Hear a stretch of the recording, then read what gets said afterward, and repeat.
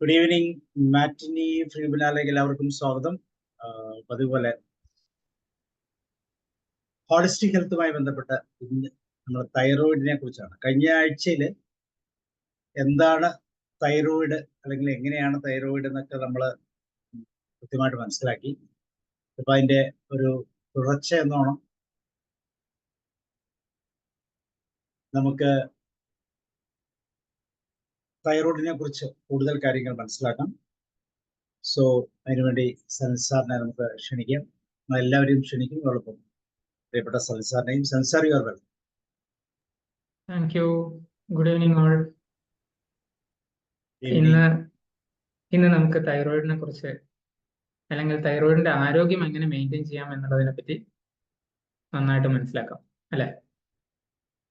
കഴിഞ്ഞ സെഷനിൽ ഒരുപക്ഷെ ഓർക്കുന്നുണ്ടാവും, ഒരാഴ്ച കഴിഞ്ഞു, ഒന്നല്ല 2 ആഴ്ച കഴിഞ്ഞു. ഒരുപക്ഷെ ഓർക്കുന്നുണ്ടാവും, നമ്മൾ സംസാരിച്ചത് തൈറോയിഡ് എന്തിനാണ്, തൈറോയിഡ് എങ്ങനെയാണ് ഫങ്ഷൻ ചെയ്യുന്നത്, എന്തൊക്കെയാണ് അതിന്റെ ഹോർമോൺസ്, എന്തൊക്കെയാണ് അതിനെ എഫക്ട് ചെയ്യുന്ന അല്ലെങ്കിൽ സ്വാധീനിക്കുന്ന ഘടകങ്ങൾ, ഈ ഒരു രീതിയിലായിരുന്നു. അപ്പോ അതിന്റെ ഫർദർ ആയിട്ടാണ് ഇന്ന് ഉള്ള സെഷൻ. ഓക്കെ, ഞാൻ സ്ലൈഡ് ഒന്ന് എടുക്കട്ടെ.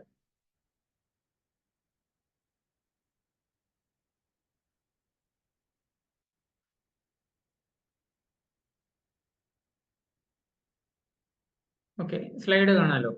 ഓക്കെ. നമ്മൾ ഇതാണ് സംസാരിച്ചിരുന്നത്. തൈറോയിഡിനെ പറ്റി നേരത്തെ അറിയാം. ജസ്റ്റ് ഒന്ന് ഒരു ഓടിച്ചു പോവാം കേട്ടോ. കഴിഞ്ഞ സെഷനിലെ ഫീച്ചേഴ്സ് എന്തൊക്കെയാണ്, തൈറോയിഡിന്റെ പ്രത്യേകതകൾ എന്തൊക്കെയാണ്, ഈ 30 ഗ്രാമിന് താഴെ മാത്രമുള്ള ഗ്ലാൻഡിന് ഇത്രമാത്രം ഇമ്പോർട്ടൻസ് ഉണ്ടോ, അതിന്റെ ഹോർമോൺസ് എങ്ങനെ വർക്ക് ചെയ്യുന്നു, എന്താണ് മെറ്റബോളിസം എന്നുള്ളത്, മെറ്റബോളിസത്തിലെ തൈറോയിഡ് ഹോർമോൺ എന്തൊക്കെ ചെയ്യുന്നു, ഇങ്ങനെയുള്ള കുറച്ച് ക്ലാരിറ്റിയോട് കൂടിയിട്ട് നമ്മൾ മനസ്സിലാക്കി. പ്രത്യേകിച്ച് തൈറോയിഡ് ഗ്ലാൻഡ് വർക്ക് ചെയ്യാൻ വേണ്ടിയിട്ട് വേണ്ട പിറ്റ്യൂട്ടറി ഗ്ലാൻഡും അല്ലെങ്കിൽ പിറ്റ്യൂട്ടറി ഉണ്ടാക്കുന്ന TSH ഉം അതിനെ പ്രവർത്തിപ്പിക്കുന്ന തൈറോട്രോപ്പിൻ റിലീസിങ് ഹോർമോൺ ഹൈപ്പോതലാമസിൽ നിന്ന് വരുന്നതും ഒക്കെ നമ്മൾ ഏതാണ്ടൊക്കെ മനസ്സിലാക്കിയിട്ടുണ്ട്. സോ ഇതിന്റെ ഫങ്ഷനിങ് കുറച്ച് കുറയുന്ന സമയത്ത് ഹൈപ്പോതൈറോയിഡിസം, അല്ലെങ്കിൽ ഫങ്ഷനിങ് കുറച്ച് കൂടിക്കഴിഞ്ഞാൽ അല്ലെങ്കിൽ ഹോർമോണിന്റെ അളവ് കൂടിക്കഴിഞ്ഞാൽ അതിനെ പറയുന്നത് ഹൈപ്പർ തൈറോയിഡിസം രീതിയിലാണ്. ഇതിന്റെ ലക്ഷണങ്ങൾ എന്താണ്, എങ്ങനെ നമുക്ക് അതിന്റെ ആ ഒരു പസിൽ എങ്ങനെ സോൾവ് ചെയ്യാം, അതിന് എന്തൊക്കെയാണ് സെൽഫ് അസസ്മെന്റ് രീതികൾ, ഈ സെൽഫ് അസസ്മെന്റില് കൂടാതെ നമുക്ക് എന്തൊക്കെയാണ് ബ്ലഡ് ടെസ്റ്റിൽ നോക്കേണ്ടത്, അതുപോലെ തന്നെ എന്താണ് T4, എന്താണ് T3, എന്താണ് ഫ്രീ T3, എന്താണ് ഫ്രീ T4, ഈ രീതിയിലൊക്കെ നമ്മൾ ഏതാണ്ടൊക്കെ മനസ്സിലാക്കിയിട്ടുണ്ട്. സോ ഇതൊക്കെ ഉണ്ടാവുമ്പോൾ നമ്മുടെ തൈറോയിഡിനെ എഫക്ട് ചെയ്യുന്ന പ്രധാനമായിട്ടുള്ള 2 ഓട്ടോ ഇമ്മ്യൂൺ ഡിസീസസ് എന്ന് പറയുന്നത്, നമ്മുടെ ഇമ്മ്യൂൺ സിസ്റ്റം നമ്മുടെ തൈറോയിഡിനെ അറ്റാക്ക് ചെയ്യുന്ന ഒരു അവസ്ഥ വന്നു കഴിഞ്ഞാൽ അതിലൊന്ന് ഹാഷിമോട്ടോസ് തൈറോയിഡിസം, മറ്റേത് ഗ്രേവ്സ് ഡിസീസുമാണ്. ഒന്നിൽ കൂടുതലായിട്ട് തൈറോയിഡ് ഗ്ലാൻഡ് വർക്ക് ചെയ്യും, മറ്റേതിൽ ഗ്രേവ്സ് ഡിസീസിൽ കൂടുതലായിട്ട് വർക്ക് ചെയ്യുമ്പോൾ ഹാഷിമോട്ടോസിൽ തൈറോയിഡ് ഗ്ലാൻഡിന്റെ പ്രവർത്തനം കുറഞ്ഞിട്ട് TSHന്റെ അളവ് കൂടുതലായിട്ടാണ് കാണുന്നത്. സോ തൈറോയിഡിന്റെ ആരോഗ്യമായിട്ട് ബന്ധപ്പെട്ടിട്ട് ഇന്ന് നമുക്ക് കൂടുതൽ മനസ്സിലാക്കുമ്പോൾ പ്രധാനമായിട്ട് നമ്മൾ അറിയേണ്ട ഒരു കാര്യം എന്താണ് ഇതിന്റെ കാരണം എന്നുള്ളതാണ്. ശരിക്കും ആ റൂട്ട് കോസസ്, ഒരു പ്രത്യേക സിറ്റുവേഷൻ, ഒരു അവസ്ഥയ്ക്കുള്ള പ്രധാനപ്പെട്ട റൂട്ട് കോസസ് നമുക്ക് മനസ്സിലായി കഴിഞ്ഞാൽ ആ കാരണങ്ങളെ നമുക്ക് റിമൂവ് ചെയ്യാൻ വേണ്ടിയിട്ട് ശ്രദ്ധിക്കേണ്ടിയിരിക്കുന്നു. മനസ്സിലാക്കാതിരിക്കുമ്പോൾ നമ്മൾ എന്ത് ചെയ്യും, പുറമെ മാത്രം ഹീലിങ്ങിന്റെ കാര്യങ്ങൾ ചെയ്യും. ഒരുപക്ഷെ ഒരു മുറിവ് ഉണക്കാൻ അത് വളരെ എഫക്റ്റീവ് ആയിരിക്കാം, പുറമെ മാത്രം നമ്മൾ ബാം അപ്ലൈ ചെയ്യുക, അല്ലെങ്കിൽ അതിന് വേണ്ടിയിട്ട് മുറിവെണ്ണ പോലെയുള്ള കാര്യങ്ങൾ എന്താണെന്ന് വെച്ച് കഴിഞ്ഞാൽ നമ്മൾ അപ്ലൈ ചെയ്യുമ്പോൾ അത് പുറമേയുള്ള ഹീലിങ്ങിന് വളരെ എഫക്റ്റീവ് ആയിരിക്കും. പക്ഷെ ഇന്റേണലി ഉള്ള ഒരു കാര്യത്തിന് എന്തുകൊണ്ട് അത് സംഭവിച്ചു എന്നും അതിനെ എങ്ങനെ തൽക്കാലത്തേക്ക് അഡ്ജസ്റ്റ് ചെയ്ത് കൊണ്ടുപോകാം എന്നും നമുക്ക് അറിയേണ്ടതുണ്ട്. അതിൽ പ്രധാനമായിട്ട് ഞാൻ പറയുന്ന ചില കാര്യങ്ങൾ, അല്ലെങ്കിൽ എന്തുകൊണ്ടാണ് ഇങ്ങനെയൊരു എഫക്റ്റ് വരുന്നത്, തൈറോയിഡിന് ഒരു ഡിസ്ഫങ്ഷൻ വരുന്നത്, അതിൽ പ്രധാനമായിട്ടുള്ള ഒന്നെന്ന് വെച്ച് കഴിഞ്ഞാൽ ഹോർമോൺ ഇംബാലൻസ് ആണ്. നമ്മുടെ തൈറോയിഡുമായിട്ട് ബന്ധപ്പെട്ടിട്ടുള്ള ഹോർമോൺ ഇംബാലൻസസ് നോക്കിക്കഴിഞ്ഞാൽ അതിൽ സെക്സ് ഹോർമോൺസ് വരും, അതുപോലെ തന്നെ ഇൻസുലിൻ എന്ന് പറയുന്ന ഹോർമോൺ നമ്മുടെ ഷുഗർ ലെവൽ മെയിൻറ്റെയിൻ ചെയ്യാൻ വേണ്ടിയിട്ട് ആവശ്യമുള്ളതല്ലേ, അത് വരും. അത് കൂടാതെ തന്നെ നമ്മുടെ കോർട്ടിസോൾ, സ്ട്രെസ്സുമായിട്ട് ബന്ധപ്പെട്ടിട്ടുള്ള അഡ്രിനാലിൻ, കോർട്ടിസോൾ, ഈ 2 ഹോർമോൺസും ഇതിന്റെ പ്രവർത്തനത്തിനെ ബാധിക്കുന്ന ഹോർമോണുകളാണ്. അപ്പൊ ഈ ഹോർമോണുകളുടെ കറക്റ്റ് ആയിട്ടുള്ള ഒരു അവസ്ഥയില്ലെങ്കിൽ, സന്തുലിതാവസ്ഥ ഇല്ലെങ്കിൽ ഓട്ടോമാറ്റിക്കലി തൈറോയ്ഡ് ഹോർമോണിനും സന്തുലിതാവസ്ഥ ഉണ്ടാവില്ല. അതായിരിക്കാം നിങ്ങൾക്ക് ഇപ്പോൾ കാണുന്ന സിംറ്റംസിനുള്ള ലക്ഷണങ്ങൾക്കുള്ള കാരണം. രണ്ടാമത്തെ ഒന്ന് ഇൻഫ്ലമേഷൻ ഓഫ് തൈറോയ്ഡ് ഗ്ലാൻഡ് എന്നാണ് പറയുന്നത്. എന്ന് വെച്ച് കഴിഞ്ഞാൽ തൈറോയ്ഡ് ഗ്ലാൻഡിന് എന്തെങ്കിലും കാരണം കൊണ്ട് ഇൻഫ്ലമേഷൻസ് വന്നിട്ട് ആ ഇൻഫ്ലമേഷൻസ് ഒരുപക്ഷെ നോഡ്യൂൾസ് ആയിട്ടോ അല്ലെങ്കിൽ തൈറോയ്ഡ് ഗ്ലാൻഡ്സിന്റെ ശരിയായ പ്രവർത്തനത്തിനെ ബാധിക്കുന്ന രീതിയിലോ എത്തുമ്പോഴാണ് അത് ഇൻഫ്ലമേഷൻ ആയിട്ട് ഒരു വീക്കമായിട്ട് കാണുന്നത്. അത്തരം വീക്കങ്ങളും തൈറോയ്ഡ് ഗ്ലാൻഡിനെ ബുദ്ധിമുട്ടിലാക്കും. അതുകൊണ്ട് തന്നെ ഹോർമോൺ പ്രൊഡക്ഷനെ ബുദ്ധിമുട്ടിലാക്കും. പിന്നെ വരുന്നത് ന്യൂട്രിയൻസ് ശരിയായ അളവിൽ ഇല്ലെങ്കിലാണ്. തൈറോയിഡിന് വേണ്ട പല ന്യൂട്രിയൻസും ഉണ്ട്. അതിൽ ഒന്ന് അയോഡിൻ ആണ്. ഒരുപക്ഷെ നമ്മൾ ചെറിയ ക്ലാസ്സുകളിലൊക്കെ പഠിച്ചതാണത്. അയോഡിന്റെ കുറവ് കൊണ്ട് ഗോയിറ്റർ ഉണ്ടാവുന്നു എന്നൊക്കെ. അതുപോലെ തന്നെ തൈറോയിഡ് ഹോർമോൺ എന്ന് പറയുന്നത് ഒരു പ്രോട്ടീനും അയോഡിനും കൂടിയിട്ടുള്ള കോമ്പിനേഷൻ. അപ്പൊ പ്രോട്ടീന്റെ ആവശ്യമുണ്ട്. അതുപോലെ ഈ T4 എന്ന് പറയുന്ന ഹോർമോൺ ഉണ്ടാവണം. അതിനു വേണ്ടിയിട്ട് TPO അല്ലെങ്കിൽ തൈറോക്സിൻ പെറോക്സിഡൈസ് എന്ന് പറയുന്ന എൻസൈമിന്റെ ആവശ്യമുണ്ട്. ഇതിനും പല ന്യൂട്രിയൻസും ഹെൽപ്പ് ചെയ്യും. ഇതിന്റെ കൺവേർഷന് വേണ്ടിയിട്ട് T3യിലേക്ക് എത്താൻ വേണ്ടിയിട്ട് മറ്റു പല എൻസൈമുകളും ഹെൽപ്പ് ചെയ്യും. അതുപോലെ തന്നെ സെലീനിയം, സിങ്ക് തുടങ്ങിയ മിനറലുകൾ ഹെൽപ്പ് ചെയ്യും. സോ അങ്ങനെയുള്ള ന്യൂട്രിയൻസിന്റെ അഭാവം കൊണ്ടും നമുക്ക് തൈറോയ്ഡ് ഗ്ലാൻഡിന്റെ പ്രശ്നങ്ങൾ ഉണ്ടാവാം. പിന്നെ വരുന്ന ഒന്നാണ് എൻവയോൺമെന്റൽ ടോക്സിൻസ് എന്ന് പറയുന്നത്. എൻവയോൺമെന്റ് ടോക്സിൻസ് എന്ന് പറയാൻ പ്രധാനപ്പെട്ട കാരണം എന്താണെന്ന് വെച്ച് കഴിഞ്ഞാൽ, നമ്മളിപ്പം വളരെ സിമ്പിളായിട്ട് ഞാൻ പറയാം, ചില സ്വീറ്റ്സ് ഒക്കെ ഒരു പെർട്ടിക്കുലർ സിൽവർ ലെയറോട് കൂടിയിട്ട് ഒരുപക്ഷെ നമ്മൾ കാണുന്നുണ്ടാവും. അത് 2 ലെയർ സ്വീറ്റ്സിന് ഇടയിൽ ഈ സിൽവർ കോട്ടിങ് പോലെ തോന്നിക്കുന്ന ഒരു പദാർത്ഥം, അത് ആക്ച്വലി ബ്രോമിൻ അടങ്ങിയ ഒരു പദാർത്ഥമാണ്, സിൽവർ അല്ല. അതുകൊണ്ട് തന്നെ ആ ഒരു സാധനം ശരിക്കും നമ്മുടെ ശരീരത്തിൽ എത്തുമ്പോൾ ഇത് നമ്മുടെ അയോഡിനുമായിട്ട് അല്ലെങ്കിൽ അയോഡിനുമായിട്ട് സാമ്യതയുള്ളതുകൊണ്ട് അതിന് വേണ്ട ചില പ്രവർത്തനങ്ങൾ ഒരു പക്ഷേ ബ്രോമിൻ നടത്തിയേക്കും. അങ്ങനെയുള്ള ബുദ്ധിമുട്ടുണ്ടാവാം. അതൊരു ടോക്സിൻ ആയിട്ട് കാണപ്പെടാം. അതുപോലെ തന്നെ കാഡ്മിയം പോലെയുള്ള ഹെവി മെറ്റൽസ്, മെർക്കുറി പോലെയുള്ള ഹെവി മെറ്റൽസ്, മെർക്കുറി എവിടെ നിന്നാണ് കിട്ടുക? നമുക്ക് ഒരു പക്ഷേ ചിലപ്പോൾ സീ ഫുഡിൽ നിന്ന് കിട്ടും. അതല്ലെങ്കിൽ ഏറ്റവും ഈസി ആയിട്ട് നമുക്കുള്ളത് നമ്മുടെ റൂട്ട് കനാൽ ട്രീറ്റ്മെന്റിലൊക്കെ ഉപയോഗിക്കുന്ന ഒരു സാധനമാണ് മെർക്കുറി കൂടി അടങ്ങിയിട്ടുള്ളത്. സോ ഇത്തരം ടോക്സിൻസ്, ഇത് കൂടാതെ, ഇത് മാത്രമല്ല, ഇത് കൂടാതെ മറ്റു പല ടോക്സിൻസും വരുന്നുണ്ട്. നമ്മുടെ ശരീരം തന്നെ പല ടോക്സിൻസും ഉണ്ടാക്കുന്നുണ്ട്. സോ ഇത്തരം ടോക്സിൻസിന്റെ അളവ് കൂടുമ്പോഴും ഒക്കെ നമുക്ക് തൈറോയിഡ് ഡിസ്ഫങ്ഷന് അത് കാരണമാകും. അത് കൂടാതെയാണ് ചില സാധനങ്ങൾ നമ്മുടെ ഭക്ഷണത്തിൽ കൂടി നമ്മൾ കഴിച്ചിട്ട് നമ്മുടെ ശരീരത്തിൽ ഒരുപക്ഷെ വയറിന് തന്നെ സെൻസിറ്റിവിറ്റി ഇഷ്യൂസ് ഉണ്ടാക്കുന്നത്. ഗ്ലൂട്ടൻ പോലെയുള്ള പ്രോട്ടീൻ അതിൽ ഉൾപ്പെടുന്നതാണ്. സോ ഗ്ലൂട്ടൻ പോലെയുള്ള പ്രോട്ടീനുമായിട്ട് സെൻസിറ്റിവിറ്റി ഉള്ള ഒരാൾ, അയാളുടെ ശരീരത്തിൽ ഗ്ലൂട്ടൻ കഴിച്ചു കഴിഞ്ഞാൽ, ഗ്ലൂട്ടൻ എവിടുന്ന കിട്ടുക? ചപ്പാത്തി, അത് അടുത്ത സൈഡിൽ ഞാൻ പറയാം. വീറ്റ് പോലെയുള്ള പ്രൊഡക്ട്സിൽ നിന്നാണ്, ഗോതമ്പ് പോലെയുള്ളതിൽ നിന്നാണ് നമുക്ക് ഗ്ലൂട്ടൻ കിട്ടുന്നത്. സോ ഇങ്ങനെയുള്ള ഗ്ലൂട്ടൻ ശരീരത്തിൽ എത്തുമ്പോൾ ശരീരത്തിന് സെൻസിറ്റിവിറ്റി, അതിനോട് അലർജിയോ ഒക്കെ ഉണ്ടെങ്കിൽ ശരീരം ഓട്ടോമാറ്റിക്കലി അതിന് അഗെയിൻസ്റ്റ് ആയിട്ടുള്ള ആന്റിബോഡീസ് ക്രിയേറ്റ് ചെയ്യും. സോ ഈ ഗ്ലൂട്ടന് തൈറോയ്ഡ് ഹോർമോണുമായിട്ട് അല്ലെങ്കിൽ അതിന്റെ പ്രോട്ടീൻ കണ്ടന്റുമായിട്ട് വളരെ സാമ്യതയുണ്ട്. സോ ഗ്ലൂട്ടൻ ഇല്ലാതാവുന്ന സമയത്തും ആന്റിബോഡീസിന്റെ നിർമ്മാണം അവിടെ നിൽക്കുന്നില്ല. ആന്റിബോഡീസ് ശരീരം തെറ്റിദ്ധരിച്ചിട്ട് ഈ തൈറോയ്ഡ് ഹോർമോണിന് അഗെയിൻസ്റ്റ് ആയിട്ടുള്ള ആന്റിബോഡീസ് പിന്നെയും ഉണ്ടാക്കുകയാണ് ചെയ്യുന്നത്. അങ്ങനെയാണ് ചിലപ്പോഴൊക്കെ അത് ഓട്ടോ ഇമ്മ്യൂൺ ഡിസീസിലേക്കും എത്തുന്നത്. സോ ഭക്ഷണം പോലും നമുക്കിതിൽ വളരെ നല്ല രീതിയിൽ നോക്കേണ്ടതുണ്ട്. ഈ കോസസിനെ പറ്റി കുറച്ചുകൂടി സിമ്പിൾ ആയിട്ട് ഞാൻ പറഞ്ഞു കഴിഞ്ഞാൽ, എന്താണ് തൈറോയ്ഡ് ഹോർമോൺസിന്റെ പ്രൊഡക്ഷനെ ഇൻഹിബിറ്റ് ചെയ്യുന്നത്, അതിനെ തരം താഴ്ത്തുന്നത് അല്ലെങ്കിൽ അതിനെ ബ്ലോക്ക് ചെയ്യുന്നത്? അതിൽ പലതരത്തിലുള്ള സാധനങ്ങൾ വരുന്നുണ്ട്. അതിൽ ഒന്ന് വരുന്നത് സ്ട്രെസ് ആണ്. സ്ട്രെസ് വരുമ്പോൾ എന്താ, നമ്മുടെ ശരീരത്തിന് കൂടുതൽ ഊർജം ആവശ്യമുണ്ട്, അല്ലെ? സ്ട്രെസ് വരുന്ന സിറ്റുവേഷൻ അങ്ങനെയല്ലേ? ഫ്ലൈറ്റ് ഓർ ഫൈറ്റ് എന്ന് പറയുന്ന ഒരു റൂളിലേക്കാണ് നമ്മൾ പോകുന്നത്. പിന്നെ നമ്മൾ ഒന്നുകിൽ ആ സ്ട്രെസ് ഇവന്റിൽ നിന്ന് രക്ഷപ്പെടാൻ നോക്കും, അല്ലെങ്കിൽ അവിടെ അതിനെ പ്രതികരിക്കാൻ നോക്കും. അതുപോലെ തന്നെ ട്രോമ പോലെയുള്ള സിറ്റുവേഷൻസിൽ, ഇൻഫെക്ഷൻ വരുന്ന സമയത്ത് ഒക്കെ നമ്മുടെ ശരീരത്തിന്റെ തൈറോയ്ഡ് ഹോർമോൺ പ്രവർത്തനത്തിന് ഇൻഹിബിറ്റ് ചെയ്യും, അതിനെ താഴ്ത്തും. റേഡിയേഷൻ പല കാര്യങ്ങൾ കൊണ്ടും ഉണ്ടാവാം, അല്ലെങ്കിൽ ചിലപ്പോൾ നമുക്ക് എടുക്കേണ്ടി വരാം ചികിത്സ പോലെ. മെഡിക്കേഷൻ, ചില മെഡിസിൻസിനും ഒക്കെ ഇതിനെ ബാധിക്കാനുള്ള ചാൻസ് ഉണ്ട്. ടോക്സിൻസ്, പെസ്റ്റിസൈഡ്സ്, ഭക്ഷണത്തിൽ നിന്നോ അല്ലെങ്കിൽ മറ്റു രീതിയിലോ നമ്മുടെ ശരീരത്തിലേക്ക് എത്തുന്ന പെസ്റ്റിസൈഡ്സ്, അതുപോലെ തന്നെ ഓട്ടോ ഇമ്മ്യൂൺ ഡിസീസസ്, ഞാൻ ഒരു ചെറിയ എക്സാമ്പിൾ ഇപ്പോൾ പറഞ്ഞിട്ടുണ്ടായിരുന്നു. അതുപോലെ തന്നെ ചില ന്യൂട്രിയൻസിന്റെ deficiency, vitamin B, C, D, E, A, magnesium, iodine, tyrosine തുടങ്ങിയ പല ന്യൂട്രിയൻസും ശരീരത്തിന് ആവശ്യമുണ്ട്. തൈറോസിൻ ആക്ച്വലി നമ്മുടെ ശരീരത്തിൽ ഉണ്ടാക്കുന്ന ഒരു പ്രോട്ടീൻ ആണ്, ഒരു അമിനോ ആസിഡ് ആണ്. പക്ഷെ തൈറോസിൻ ഉണ്ടാക്കാൻ നമ്മുടെ ശരീരത്തിന് ആവശ്യമുള്ള പ്രോട്ടീൻ അല്ലെങ്കിൽ amino acid, essential amino acid ആണ്. അത് നമ്മുടെ ശരീരത്തിന് ഭക്ഷണത്തിൽ കൂടി കിട്ടിയേ പറ്റൂ. സോ ഇങ്ങനെയുള്ള ഒരു കോമ്പിനേഷൻ ആണ് അതിന്റെ ഇൻഹിബിഷൻ അല്ലെങ്കിൽ തൈറോയിഡ് ഗ്ലാൻഡ് ഹോർമോൺസ് ഉണ്ടാക്കുന്നതിനെ തടയുന്ന കാര്യങ്ങൾ. മറ്റൊന്ന്, എന്താണോ തൈറോയിഡ് ഗ്ലാൻഡിന്റെ പ്രവർത്തനം, അല്ലെങ്കിൽ T4ഉം T3യും തൈറോയിഡ് ഉണ്ടാക്കുന്നുണ്ട്. അതിൽ ഓൾമോസ്റ്റ് 90% T4ഉം പിന്നെ അത് ആക്റ്റീവ് ഫോമിലേക്ക് T3 ഫോമിലേക്ക് വരുന്നത് ലിവറിലും ഒക്കെ വെച്ചിട്ടാണെന്ന് കഴിഞ്ഞ പ്രാവശ്യം ഞങ്ങൾ കണ്ടു. സോ അതിന്റെ ആ കൺവേർഷനും അതിന്റെ ആ പ്രോപ്പർ ഫങ്ഷനിങ്ങും ബ്ലോക്ക് ചെയ്യുന്ന സാധനങ്ങളാണ് പിന്നെയുള്ളത്. അത് ശരിക്കും പറഞ്ഞു കഴിഞ്ഞാൽ ഈ കൺവേർഷൻ എന്ന് പറയുമ്പോൾ T4 to T3 കൺവേർഷൻ മാത്രമാണ് ഉദ്ദേശിച്ചത്. അതുപോലെ തന്നെ ഫങ്ഷനിങ് എന്ന് ഉദ്ദേശിക്കുന്നത് ഉപാപചയത്തിന് എന്ത് വേണം? തൈറോയ്ഡ് ഹോർമോൺ ഓരോ കോശങ്ങളിലും അതിന്റെ റിസപ്റ്ററുകളിൽ പോയിട്ട് പ്രവർത്തിക്കണം, അല്ലേ? അതുപോലെ തന്നെ ജീൻ ലെവലിൽ അതിന് പ്രവർത്തിക്കാൻ പറ്റണം.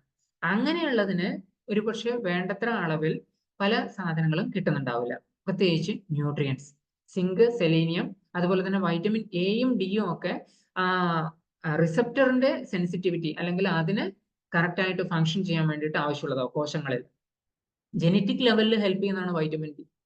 ലാക്ക് ഓഫ് മൂവ്മെന്റ്, നമ്മുടെ ശരീരത്തിന് വേണ്ടത്ര മൂവ്മെന്റ് ഇല്ലെങ്കിൽ അല്ലെങ്കിൽ എക്സസൈസ് ചെയ്യാത്ത സെഡൻഡറി ലൈഫ് സ്റ്റൈൽ ആണെങ്കിൽ ഓട്ടോമാറ്റിക്കലി ശരീരം പല സമയത്തും ഊർജം ഉപയോഗിക്കുന്നത് വളരെ കുറക്കും.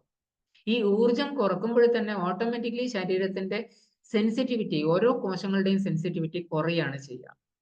മറ്റൊന്നാണ്, ഭക്ഷണം വളരെ മോശമാവുക. അതൊരു പക്ഷെ പ്രോസസ്ഡ് ഫുഡിലേക്ക് പോവുക, അല്ലെങ്കിൽ നമ്മൾ ഈറ്റ് ഓൺ റൺ, പല പുവർ ഡയറ്റ് ഹാബിറ്റും അതിൽ വരുന്നുണ്ട്. മൈൻഡ്ഫുൾ ഈറ്റിംഗ് അല്ലാതിരിക്കുക, TV തുറന്നു വെച്ചിട്ട് എപ്പോഴും ഭക്ഷണം കഴിക്കണമെങ്കിൽ TV വേണം എന്നുള്ളൊരു പ്രത്യേകത. ഇപ്പൊ കഴിഞ്ഞ ദിവസം ഒരു ലേഡിയായിട്ട് സംസാരിച്ചപ്പോൾ, അവർ ഹൈദരാബാദിലാണ്, അവർ പറഞ്ഞത്, ഞാൻ കഴിഞ്ഞ 10 വർഷമായിട്ട് TV ഉണ്ടെങ്കിലേ കാണാറുള്ളൂ, അല്ല TV ഉണ്ടെങ്കിലേ ഭക്ഷണം കഴിക്കാറുള്ളൂ, പക്ഷെ ഇനിയിപ്പൊ ഞാൻ മാറ്റാൻ ശ്രമിക്കാം എന്നാണ് പറഞ്ഞത്.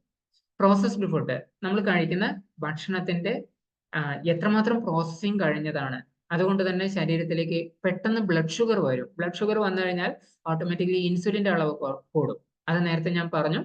ഇൻസുലിന്റെ അളവും ശരീരത്തിലെ ബ്ലഡിലെ ഇൻസുലിന്റെ അളവും ഹോർമോൺ, തൈറോയിഡ് ഹോർമോണിന്റെ അളവും തമ്മിൽ ബന്ധമുണ്ട്. സ്ട്രെസ്, പുവർ സ്ലീപ്പ്, ഇത് രണ്ടും നമ്മുടെ കൺവേർഷനായിട്ടും നോർമൽ ഫങ്ഷനിങ് ആയിട്ടും ബാധിക്കുന്ന കാര്യങ്ങളാണ്. അഗൈൻ ടോക്സിൻസും അതുപോലെ തന്നെ ചില മെഡിക്കേഷൻസും ശരീരത്തിലെ കോശങ്ങളുടെ സെൻസിറ്റിവിറ്റിയെ ബാധിക്കുന്നതാണ്. സോ ഇത്തരം കാര്യങ്ങളിലൂടെയൊക്കെ പോകുമ്പോൾ ഈവൻ നമ്മുടെ ലിവർ ആൻഡ് കിഡ്നി ഡിസ്ഫങ്ഷനും ഒക്കെ ഉണ്ടാവാം. ഇതൊക്കെ ഈ കൺവേർഷനെ ബാധിക്കുന്നതായതുകൊണ്ട് തന്നെ ഇതിൽ എന്താണ് നമ്മുടെ ശരീരത്തിന് പ്രത്യേകമായിട്ടും നമ്മൾ കൂടുതലായിട്ട് അടിച്ചേൽപ്പിക്കുന്നത്, അതിനെ മാറ്റാൻ നമ്മൾ ശ്രദ്ധിക്കേണ്ടതുണ്ട്. ഓക്കെ, സോ ഇവിടെ നമുക്ക് ചെയ്യാൻ പറ്റുന്ന എന്താ? എന്തൊക്കെയാണോ നമുക്ക് പ്രോബ്ലം ഉണ്ടാക്കുന്നത് അതിനെ എലിമിനേറ്റ് ചെയ്യുക, അതിനെ സ്റ്റോപ്പ് ചെയ്യുക, ഫുൾ സ്റ്റോപ്പ് ഇടുക. ആൻഡ് എന്തൊക്കെയാണോ നമ്മുടെ ശരീരത്തിൽ നമ്മൾ ഇപ്പോഴ് കൊടുക്കാത്തത്, നല്ലത് കൊടുക്കാത്തത്, അത് കൊടുക്കാൻ ശ്രദ്ധിക്കുക. അങ്ങനെ ഒരു പാറ്റേൺ പോവുകയാണ് ഏറ്റവും നല്ലത്. ലൈഫ് സ്റ്റൈൽ ഡിസീസസ് അല്ലെങ്കിൽ നമ്മുടെ ശരീരത്തിൽ ഇന്റേണലി ഉള്ള പ്രോബ്ലംസിന് പൊതുവേ ഉള്ള ഒരു കാര്യം എന്ന് പറയുന്നത്, എന്തൊക്കെയാണോ നമ്മൾ ഒഴിവാക്കേണ്ടത് ഒഴിവാക്കണം, എന്തൊക്കെയാണോ നമ്മൾ ഇൻക്ലൂഡ് ചെയ്യേണ്ടത് ഇൻക്ലൂഡ് ചെയ്യണം. ഇങ്ങനെ ആവുമ്പോഴാണ് ശരിക്കും പറഞ്ഞു കഴിഞ്ഞാൽ ലൈഫ് സ്റ്റൈൽ കറക്ഷൻസ് നടക്കുക, അല്ലെ? സോ അൺഹെൽത്തി ലൈഫ് സ്റ്റൈൽ എന്ന് പറയുന്നതിൽ പല ഫാക്ടേഴ്സും വരും. സെഡൻഡറി ലൈഫ് സ്റ്റൈൽ എന്നാണ് നമ്മൾ പൊതുവെ അതിന് പറയുന്നതെങ്കിൽ ഭക്ഷണ പാറ്റേൺ വരും, അതുപോലെ തന്നെ വ്യായാമം ഇല്ലായ്മ വരും, അതുപോലെ തന്നെ ഈവൻ പല ആൾക്കാരുടെയും ഒരുപക്ഷെ വീടുകളിലെ ശീലം തന്നെ എന്താണെന്ന് വെച്ച് കഴിഞ്ഞാൽ, അമ്മ മക്കളോട് പറയും നീ ഒരു ഗ്ലാസ് വെള്ളം എടുത്ത് കൊണ്ടുപോകാൻ. അത് പല കാരണം കൊണ്ടാവാം. എനിവേ ആ കാരണത്തിനെ അല്ല അവിടെ പ്രധാനം. നമുക്ക് കാരണം എന്ത് എന്നുള്ളത് റൂട്ട് കോസിനെ വരെ നമ്മൾ നോക്കേണ്ടതുള്ളൂ.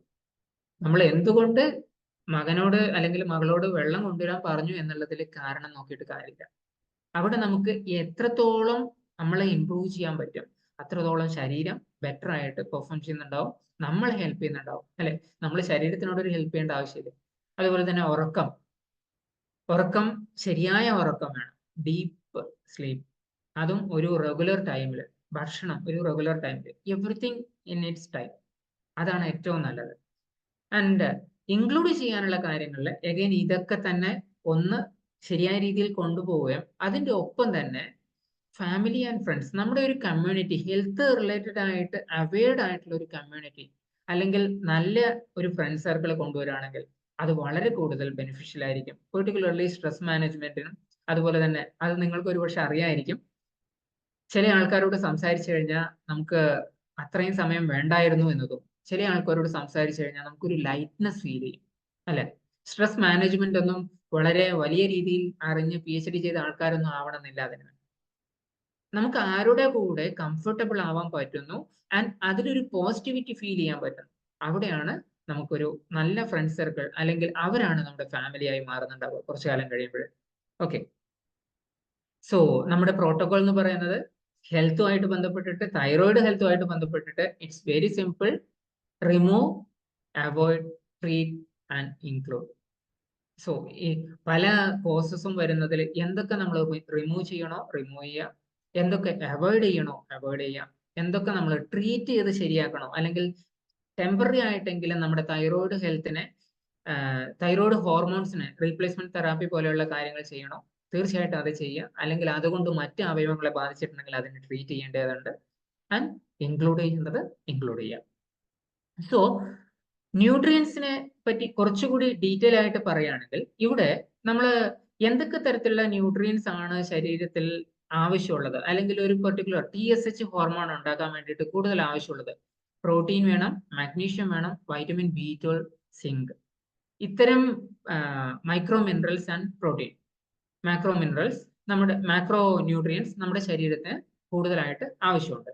ഓക്കെ, അതുപോലെ തന്നെയാണ് ഒമേഗ അല്ലെങ്കിൽ essential fat, essential fatty acids നമ്മുടെ ശരീരത്തിന് വളരെ കൂടുതലായിട്ട് റിക്വയർഡ് ഉണ്ട്.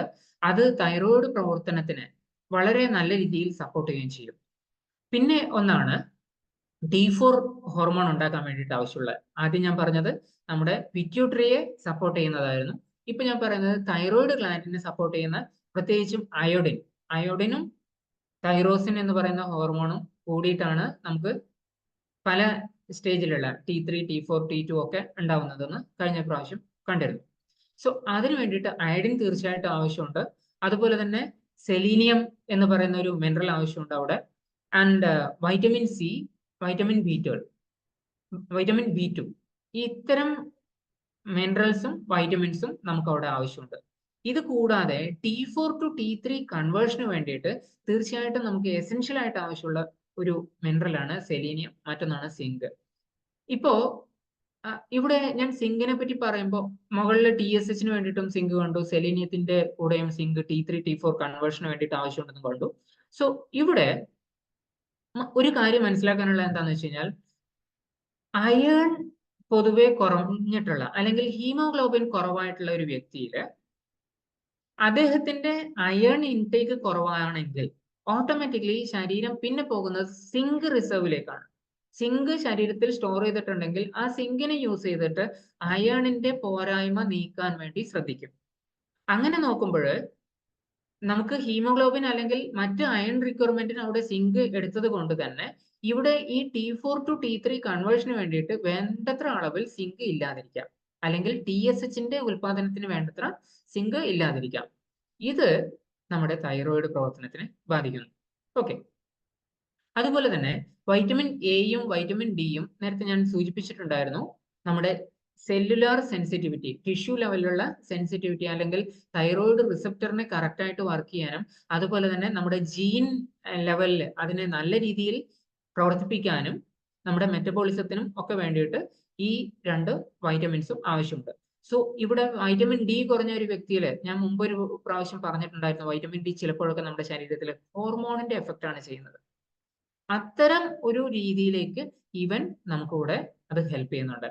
Okay, and B complex. Generally B complex നമ്മുടെ ശരീരത്തിൽ പലതരത്തിലുള്ള ഇലക്കറികളിൽ നിന്നും ഒക്കെ കിട്ടുന്നുണ്ട്. സോ ഇതും ആൻഡ് വൈറ്റമിൻ എ ഇലക്കറികളിൽ നിന്ന് കിട്ടുന്നുണ്ട്.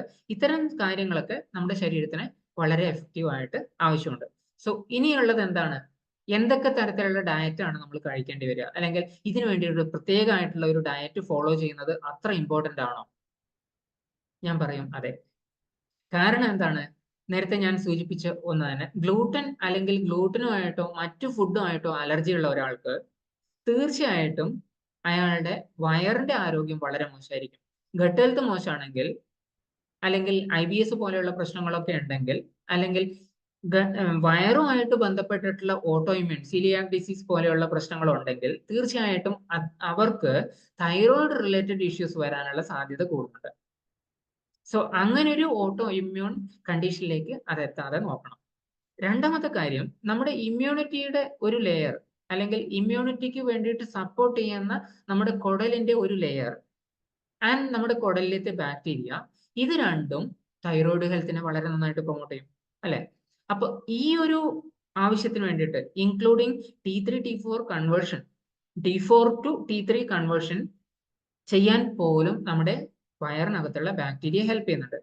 സോ തീർച്ചയായിട്ടും നമ്മുടെ ബാക്ടീരിയയെ പ്രൊമോട്ട് ചെയ്യുന്ന രീതിയിലുള്ള ഒരു ഡയറ്റ് പാറ്റേൺ അല്ല നമ്മൾ ഫോളോ ചെയ്യുന്നതെങ്കിൽ നമുക്ക് അതിന്റെ മോശം അനുഭവങ്ങൾ തീർച്ചയായിട്ടും ഉണ്ടാവും.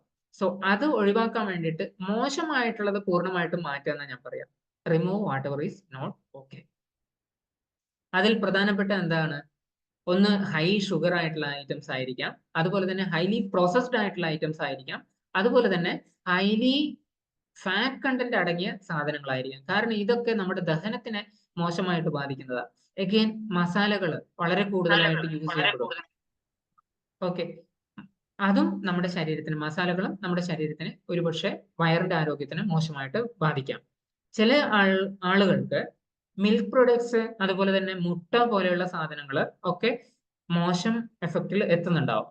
സോ അങ്ങനെയുള്ളവര് ആ സാധനങ്ങളും, ഈവൻ ഈസ്റ്റുമായിട്ട് അലർജി ഉള്ള ആൾക്കാരൊക്കെ ഉണ്ട്. സോ ഫുഡ് അലർജി ഉണ്ടെങ്കിൽ എന്തൊക്കെയാണെന്ന് ഐഡന്റിഫൈ ചെയ്തിട്ട് അത് മാറ്റി നിർത്തേണ്ടത് പ്രധാനമാണ്. ഓക്കെ, അത് കൂടാതെ എന്താണ് ഇപ്പൊ നമ്മൾ കഴിക്കുക? വളരെ സിമ്പിൾ ആയിട്ട് പറഞ്ഞു കഴിഞ്ഞാൽ ഭക്ഷണം റിയൽ ആയിരിക്കണം. ശരിയായ അല്ലെങ്കിൽ നാച്ചുറൽ ആയിട്ടുള്ള രീതിയിലുള്ള ഭക്ഷണങ്ങൾ തന്നെ നമുക്ക് കഴിക്കാൻ പറ്റുകയാണെങ്കിൽ, അതിന്റെ പ്രോസസ്സിങ് ഒരുപാട് ചെയ്തിട്ടില്ലെങ്കിൽ അത് നമ്മുടെ ശരീരത്തിന് വളരെ നല്ലത്.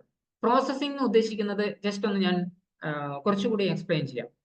നമ്മളിപ്പോ നെല്ല് കുത്തി കൊണ്ടുവന്നിട്ട് അരി എടുത്തു, അല്ലെ? ഈ അരിയാണ് നമ്മുടെ ഭക്ഷണം, നെല്ലല്ല. ഈ അരി എടുക്കുന്നത് തന്നെ ശരിക്കും പറഞ്ഞു കഴിഞ്ഞാൽ ഒരു 1 സ്റ്റെപ്പ് പ്രോസസ്സിംഗ് കഴിഞ്ഞിട്ടാണ്. സെക്കൻഡ് സ്റ്റെപ്പില് ഈ അരി കേടാവാതിരിക്കാൻ, അല്ലെങ്കിൽ അതിൽ കീടങ്ങൾ വരാതിരിക്കാൻ വേണ്ടിയിട്ട് മറ്റെന്തെങ്കിലും ചേർക്കുകയാണ് എന്ന് വിചാരിക്കുക. അപ്പോൾ അവിടെ സെക്കൻഡ് സ്റ്റേജ് പ്രോസസ്സിംഗ് ഓൾറെഡി നടന്നു കഴിഞ്ഞു. അത് പോളിഷ് അല്ലെങ്കിൽ ആ രീതിയിലൊന്നും ഞാൻ പറയുന്നില്ല. ജസ്റ്റ് ആ കീടങ്ങൾ വരാതിരിക്കാൻ വേണ്ടിയിട്ട് സപ്പോസ് എന്തെങ്കിലും അഡിഷൻ ചെയ്യുന്നുണ്ടെങ്കിൽ, ഇപ്പൊ പല അരികളിലും മറ്റു പല കെമിക്കൽസും മിക്സ് ചെയ്തിട്ടൊക്കെയാണ് വരുന്നത്. ഈവൻ അതിന്റെ കളറ് നാച്ചുറൽ ആണെന്ന് തോന്നിക്കാൻ വേണ്ടിയിട്ട്, അല്ലെങ്കിൽ വിത്ത് ഫൈബർ തവിടോട് കൂടി അരിയാണെന്ന് തോന്നിക്കാൻ വേണ്ടിയിട്ടൊക്കെ പലതും ചെയ്യുന്നുണ്ട്. എനിവേ, അതൊക്കെ മാറ്റി നിർത്താം. ആ അരി നമ്മൾ വീട്ടിലെത്തിച്ചിട്ട് നമ്മൾ അതിനെ എന്ത് ചെയ്യുന്നു? ഒരുപക്ഷെ പൊടിച്ചിട്ടാണ് ഉപയോഗിക്കുന്നത്, പുട്ടുണ്ടാക്കാൻ വേണ്ടിയിട്ട് പൊടിച്ചിട്ടാണ് ഉപയോഗിക്കുന്നതെങ്കിൽ അത് തേർഡ് സ്റ്റെപ്പ് പ്രോസസ്സിംഗ് ആണ്. ഈ പുട്ടുണ്ടാക്കാൻ വേണ്ടിയിട്ട് എടുത്തു വെച്ച പൊടി എടുത്തിട്ട് നമ്മൾ അതിനെ വറുക്കാനോ അല്ലെങ്കിൽ ഈവൻ സ്റ്റീം കുക്ക് ചെയ്യാനോ ഉപയോഗിക്കുന്ന സമയത്ത് അത് ഫോർത്ത് സ്റ്റേജ് ആയി. നമ്മുടെ വീട്ടിൽ സാധാരണ നടക്കുന്ന ചില കാര്യങ്ങളാണ് ഞാനിപ്പോ പറഞ്ഞത്. നിങ്ങളൊന്ന് ചിന്തിച്ചു നോക്കൂ, നമ്മൾ കടയിൽ നിന്ന് വാങ്ങിച്ചിട്ട് വരുന്ന പല സാധനങ്ങളിലും എത്ര സ്റ്റേജ് പ്രോസസ്സിംഗ് നടന്നിട്ടുണ്ടാവും? ഈവൻ നൂഡിൽസ് പോലെയുള്ള വെറൈറ്റികളിൽ പലതിലും 2 പ്രാവശ്യം ഫ്രൈയിങ് തന്നെ നടക്കുന്നുണ്ട്. അപ്പോഴാണ് അതിന്റെ കുക്കിംഗ് നമുക്ക് സ്യൂട്ടബിൾ ആയിട്ട് 2 മിനിറ്റ്സ് നൂഡിൽസിലേക്ക് എത്തുന്നത്. എന്ന് വെച്ച് കഴിഞ്ഞാൽ പ്രോസസ് ഫുഡ് നമ്മൾ ഒഴിവാക്കിയിട്ട് റിയൽ ഫുഡിലേക്ക് എത്തുക എന്നുള്ളതാണ് നമ്പർ 1 പോയിന്റ്. നമ്പർ 2, നമ്മൾ കൂടുതലും സസ്യഭക്ഷണങ്ങൾ കഴിക്കുന്നത് നമ്മുടെ ശരീരത്തിലേക്ക് എത്തുന്ന ടോക്സിൻസിനെ നിയന്ത്രിക്കാൻ ഒരുപാട് ഹെൽപ്പ് ചെയ്യും.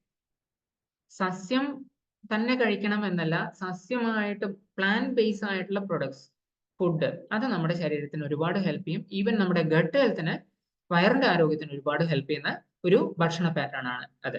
അതുകൂടാതെ പലതരത്തിലുള്ള സപ്ലിമെന്റ്സും ഇൻ കേസ് നമുക്ക് വേണ്ടി വരുവാണെങ്കിൽ അതിനനുസരിച്ച് നമ്മൾ കഴിക്കാൻ റെഡി ആവണം. നമ്മുടെ ശരീരത്തിന് അല്ലെ അയോഡൈസ്ഡ് സാൾട്ടിന്റെ ആവശ്യം എന്തായിരുന്നു? ഗോയിറ്റർ എന്ന് പറയുന്ന ഒരു രോഗം വരുന്നത് അയോഡിന്റെ കുറവ് കൊണ്ടാണെന്നും അപ്പോൾ അയോഡിനെ നമുക്ക് സപ്ലിമെന്റ് ചെയ്യാൻ വേണ്ടിയിട്ടുള്ള ഏറ്റവും ഈസി ആയിട്ടുള്ള ഒരു വഴി ഉപ്പ് അല്ലെങ്കിൽ കടലിൽ നിന്ന് കിട്ടുന്ന സീ സോൾട്ട് ആണ് എന്നുള്ളതും മനസ്സിലാക്കിയതിന് ശേഷം നമ്മൾ ആ സീ സാൾട്ടിലേക്ക് ഈവൻ സീ സാൾട്ടിൽ ഉപ്പ് കുറവാണെങ്കിൽ പോലും നമ്മൾ അവിടെ അഡീഷണൽ ആയിട്ട് അതിലേക്ക് ആഡ് ചെയ്യാൻ തുടങ്ങിയത് ആണ് ഈ അയഡൈസ്ഡ് സാൾട്ടിലേക്ക് എത്തിയത്. എന്നാൽ ആ അയഡൈസ്ഡ് സാൾട്ട് പലപ്പോഴും നമ്മുടെ ശരീരത്തിൽ ദഹിക്കുന്നില്ല എന്നുള്ളത് വേറൊരു സത്യമാണ്. എനിവേ, സോ എന്താണ് ഗോയിറ്റർ ആക്ച്വലി? ഗോയിറ്റർ എന്ന് പറയുന്നത് നമുക്ക് പുറത്തു തന്നെ കാണാൻ പറ്റും. സ്വെല്ലിംഗ്, നമ്മുടെ തൈറോയിഡ് ഗ്ലാൻഡിന്റെ ഒരു സ്വെല്ലിംഗ് ആണെന്ന് പറയാം. അതിന് വീക്കം വന്നിട്ട് ഉണ്ടാവുന്നതാണ്. സോ അതുകൊണ്ട് ഉണ്ടാവുന്ന ചില ബുദ്ധിമുട്ടുകൾ എന്ന് വെച്ച് കഴിഞ്ഞാൽ ഒരുപക്ഷെ നമ്മുടെ വോയിസ് കുറച്ചുകൂടി ഹാർഷ് ആയിട്ടോ അല്ലെങ്കിൽ പരുക്കൻ ശബ്ദത്തിലേക്ക് എത്തുന്നുണ്ടാവും. അതുപോലെ തന്നെ ഭക്ഷണം കഴിക്കാൻ വേണ്ടിയിട്ട് അല്ലെങ്കിൽ വിഴുങ്ങാൻ വേണ്ടിയിട്ട് കുറച്ച് ബുദ്ധിമുട്ട് അനുഭവപ്പെടുന്നുണ്ടാവും. അതുപോലെ തന്നെ ഈവൻ ചില ആൾക്കാരിലൊക്കെ കൈ തലയ്ക്ക് മുകളിലേക്ക് പൊക്കുന്ന സമയത്ത് വേദന അനുഭവപ്പെടാം. ഇങ്ങനെയുള്ളതൊക്കെയാണ് ഇതിന്റെ സിംറ്റംസ് ആയിട്ട് വരുന്നത്. എന്നാൽ ഇത് ഉണ്ടാവാനുള്ള പ്രധാനപ്പെട്ട കാരണം എന്താണ്? ജസ്റ്റ് ഒന്ന് ചിന്തിച്ചു നോക്കൂ. അയോഡിന് എന്തൊക്കെയാണ് ബ്ലോക്ക് ചെയ്യുന്നത് അതൊക്കെ തന്നെ നമ്മുടെ ശരീരത്തിൽ ഹോർമോൺ പ്രൊഡക്ഷനെ സ്റ്റോപ്പ് ചെയ്യും അല്ലെങ്കിൽ അതിനെ ഇൻഹിബിറ്റ് ചെയ്യും. അപ്പൊ അയോഡിൻ ശരീരത്തിലേക്ക് ഡെഫിഷ്യന്റ് ആയി കഴിഞ്ഞാൽ ശരീരം എന്ത് ചെയ്യുമെന്ന് വെച്ച് കഴിഞ്ഞാൽ ഓട്ടോമാറ്റിക്കലി കൂടുതൽ കോശങ്ങൾ ഉണ്ടാക്കിയിട്ട് കൂടുതൽ ഹോർമോൺ ഉണ്ടാക്കാൻ ശ്രദ്ധിക്കും. ജസ്റ്റ് ആ ഒരു കൺസെപ്റ്റ് ഞാൻ പറഞ്ഞുതരാം. നമ്മുടെ ശരീരത്തിൽ സപ്പോസ് തൈറോയിഡ് ഹോർമോണിന്റെ T4 T3 ഹോർമോണിന്റെ അളവ് കുറയുന്ന സമയത്ത് ഓട്ടോമാറ്റിക്കലി തൈറോയിഡ് ഗ്ലാൻഡ് കൂടുതൽ ഹോർമോൺ ഉണ്ടാക്കണം. അപ്പൊ തൈറോയിഡ് ഗ്ലാൻഡിലെ ഇപ്പോഴുള്ള കോശങ്ങൾക്ക് വേണ്ടത്ര അളവിൽ തൈറോയിഡ് ഹോർമോൺ ഉണ്ടാക്കാൻ കഴിയുന്നില്ല. അപ്പൊ കഴിയാത്ത സമയത്ത് അതിന് കൂടുതൽ കോശങ്ങൾ ഉണ്ടാക്കിയിട്ട് അത് കൂടുതൽ ഹോർമോൺ ഉണ്ടാക്കാൻ ശ്രദ്ധിക്കുകയാണ് ചെയ്യുന്നത്. അങ്ങനെ വരുമ്പോൾ ഈവൻ ഹഷിമോട്ടോസ് തൈറോയിഡിസം അല്ലെങ്കിൽ നമുക്ക് അൺട്രാക്റ്റീവ് ആയിട്ടുള്ള തൈറോയിഡ് വരുന്ന സമയത്തും ഈ ഒരു സ്വെല്ലിംഗ് ഉണ്ടാവാം. അതുപോലെ തന്നെ ഗ്രേവ്സ് ഡിസീസ്, കൂടുതൽ തൈറോയിഡ് ഹോർമോൺ ഉണ്ടാക്കുന്ന സമയത്തും ഈ ഒരു സ്വെല്ലിംഗ് ഉണ്ടാവാം. അതുകൂടാതെ ഇൻഫ്ലമേഷൻ, അതുപോലെ ചിലപ്പോൾ നോഡ്യൂൾസ്, വെള്ളം ഫ്ലൂയിഡ് ഫിൽഡ് ആയിട്ടുള്ള നോഡ്യൂൾസ് ഉണ്ടാവുമ്പോഴും ഒക്കെ ഈ ഒരു പ്രോബ്ലം ഉണ്ടാവാം. ക്യാൻസറസ് ഗ്രോത്തും പ്രഗ്നൻസി റിലേറ്റഡ് ആയിട്ടുള്ള ഇഷ്യൂസും ചിലപ്പോൾ തൈറോയിഡ് ഗ്ലാൻഡിന്റെ വീക്കത്തിന് അല്ലെങ്കിൽ ഗോയിറ്ററിന് കാരണമാവാം. ഇവിടെ പ്രധാനപ്പെട്ട ഒരു കാര്യം എന്താണ് സാധാരണ ആൾക്കാർ പറയുന്നതെന്ന് വെച്ച് കഴിഞ്ഞാൽ ഗോയിട്രോജൻ ആയിട്ടുള്ള എല്ലാ പച്ചക്കറികളും ഒഴിവാക്കുക എന്നുള്ളതാണ്. ഗോയിട്രോജൻ എന്താണെന്ന് വെച്ച് കഴിഞ്ഞാൽ നമ്മുടെ ശരീരത്തിൽ അയോഡിന്റെ അബ്സോർപ്ഷനെ പ്രതികൂലമായി ബാധിക്കുന്ന സാധനങ്ങൾ, പച്ചക്കറികളാണ്. അത് ഗോയിട്രോജൻ ഒരു പ്രത്യേക തരത്തിലുള്ള ആന്റി ഓക്സിഡൻസ് ആണെന്ന് പറയാം, അല്ലെങ്കിൽ പ്ലാന്റ് കോൺസെൻട്രേറ്റ്സ് ആണെന്ന് പറയാം. ഇത് എന്തിനാണ്? സസ്യങ്ങളിൽ എന്താണ് ഇത് ചെയ്യുന്നത്? കീടങ്ങൾ വരാതിരിക്കാനോ ഇൻഫെക്ഷൻ, സസ്യങ്ങളിൽ ബാക്ടീരിയൽ ഇൻഫെക്ഷൻ ഒന്നും വരാതിരിക്കാനോ വേണ്ടിയിട്ട് ഉള്ള ഒരു സാധനമാണത്.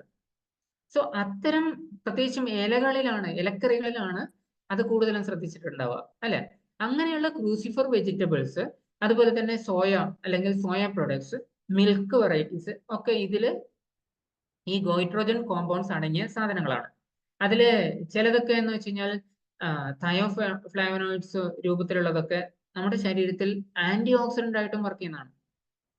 സോ എല്ലാ ഗോയിട്രോജനും അല്ലെങ്കിൽ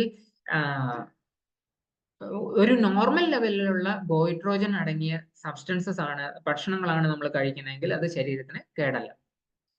സോ ഈ ഗോയിട്രോജന്റെ പ്രധാനപ്പെട്ട 3 പ്രവർത്തനം എന്ന് വെച്ച് കഴിഞ്ഞാൽ ഒന്ന് അയോഡിനെ ബ്ലോക്ക് ചെയ്യും, രണ്ടാമത്തത് TPO എന്ന് പറയുന്ന എൻസൈമിനെ, തൈറോയിഡ് ഹോർമോൺ ഉണ്ടാക്കാനുള്ള എൻസൈമിനെ ബ്ലോക്ക് ചെയ്യും, അതല്ലെങ്കിൽ TSHന്റെ പ്രൊഡക്ഷനെ നിയന്ത്രിക്കും. ഇങ്ങനെയാണ് അത് വർക്ക് ചെയ്യുന്നത്.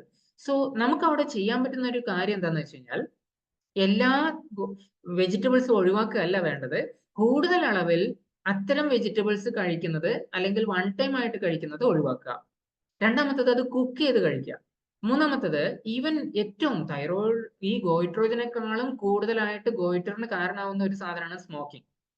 സോ പുകവലി ഒഴിവാക്കുക എന്നുള്ളതാണ് ഇവിടെ ഏറ്റവും ഈസി ആയിട്ട് നമുക്ക് ചെയ്യാൻ പറ്റുന്ന ഒരു കാര്യം. തൈറോയിഡ് ഹെൽത്തിന് വളരെ കൂടുതലായിട്ട് ആവശ്യമുള്ള ഒരു സാധനമാണ് എക്സസൈസ്. വ്യായാമം ശരീരത്തിലെ എല്ലാ കോശങ്ങൾക്കും ആവശ്യമുള്ളതാണ്. സോ അതവിടെ എനർജി യൂട്ടിലൈസ് ചെയ്യാൻ വേണ്ടിയിട്ട് സഹായിക്കും. സോ അൺട്രാക്റ്റീവ് അല്ലെങ്കിൽ ഹൈപ്പോതൈറോയിഡിസം കേസുകളിൽ തീർച്ചയായിട്ടും നമ്മൾ കൂടുതൽ വർക്കൗട്ട് ചെയ്യുന്നത് ഹെൽപ്പ് ചെയ്യും. പക്ഷെ എങ്ങനെയുള്ള വർക്കൗട്ട് നമ്മൾ ചെയ്യണം?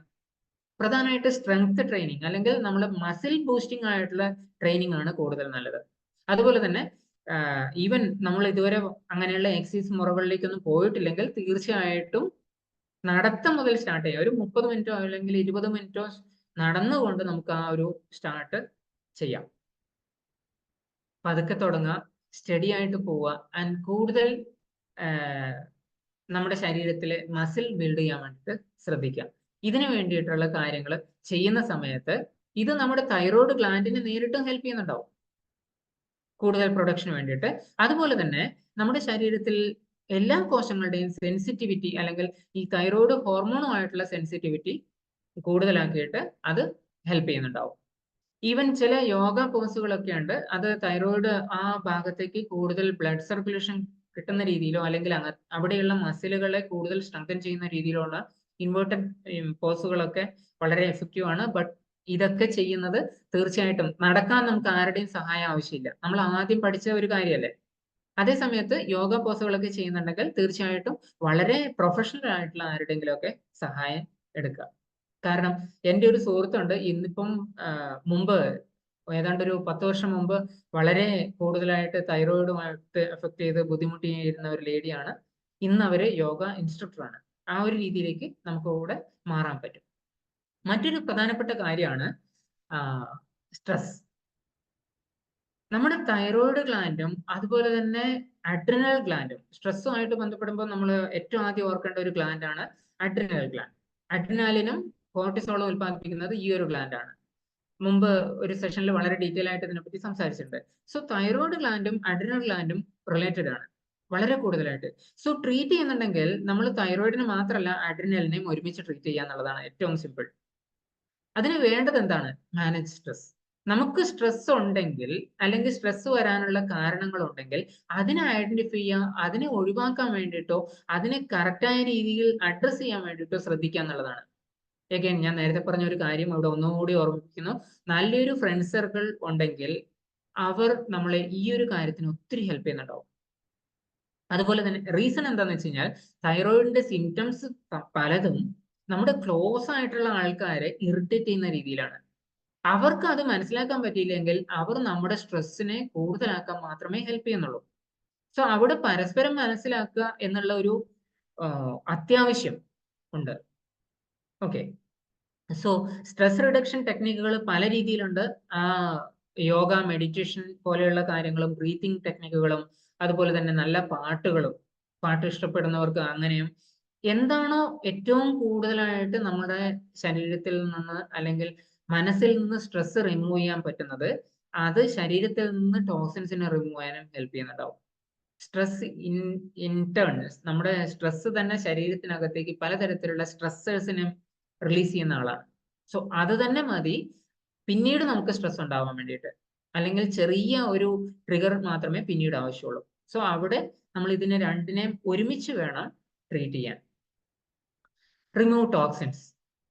ടോക്സിൻസിനെ പല രീതിയിൽ നമുക്ക് റിമൂവ് ചെയ്യാൻ പറ്റും. അതിൽ ഏറ്റവും പ്രധാനമായിട്ട് ഒരുപക്ഷെ തൈറോയിഡുമായിട്ട് ബന്ധപ്പെട്ടിട്ട് പറയുമ്പോൾ പ്രധാനമായിട്ടുള്ള ചില കാര്യങ്ങൾ സോന അല്ലെങ്കിൽ സ്റ്റീം ബാത്ത്, നമ്മൾ നീരാവിയിൽ നിൽക്കുന്ന സ്റ്റീം ഫില്ല് ചെയ്തിട്ടുള്ള പല റൂമുകളോ അല്ലെങ്കിൽ ക്യാബിനുകളോ ഉണ്ടാവും. പല ജിമ്മുകളിലും ഇപ്പം കേരളത്തിൽ തന്നെ അവൈലബിൾ ആണ് ഇതൊക്കെ.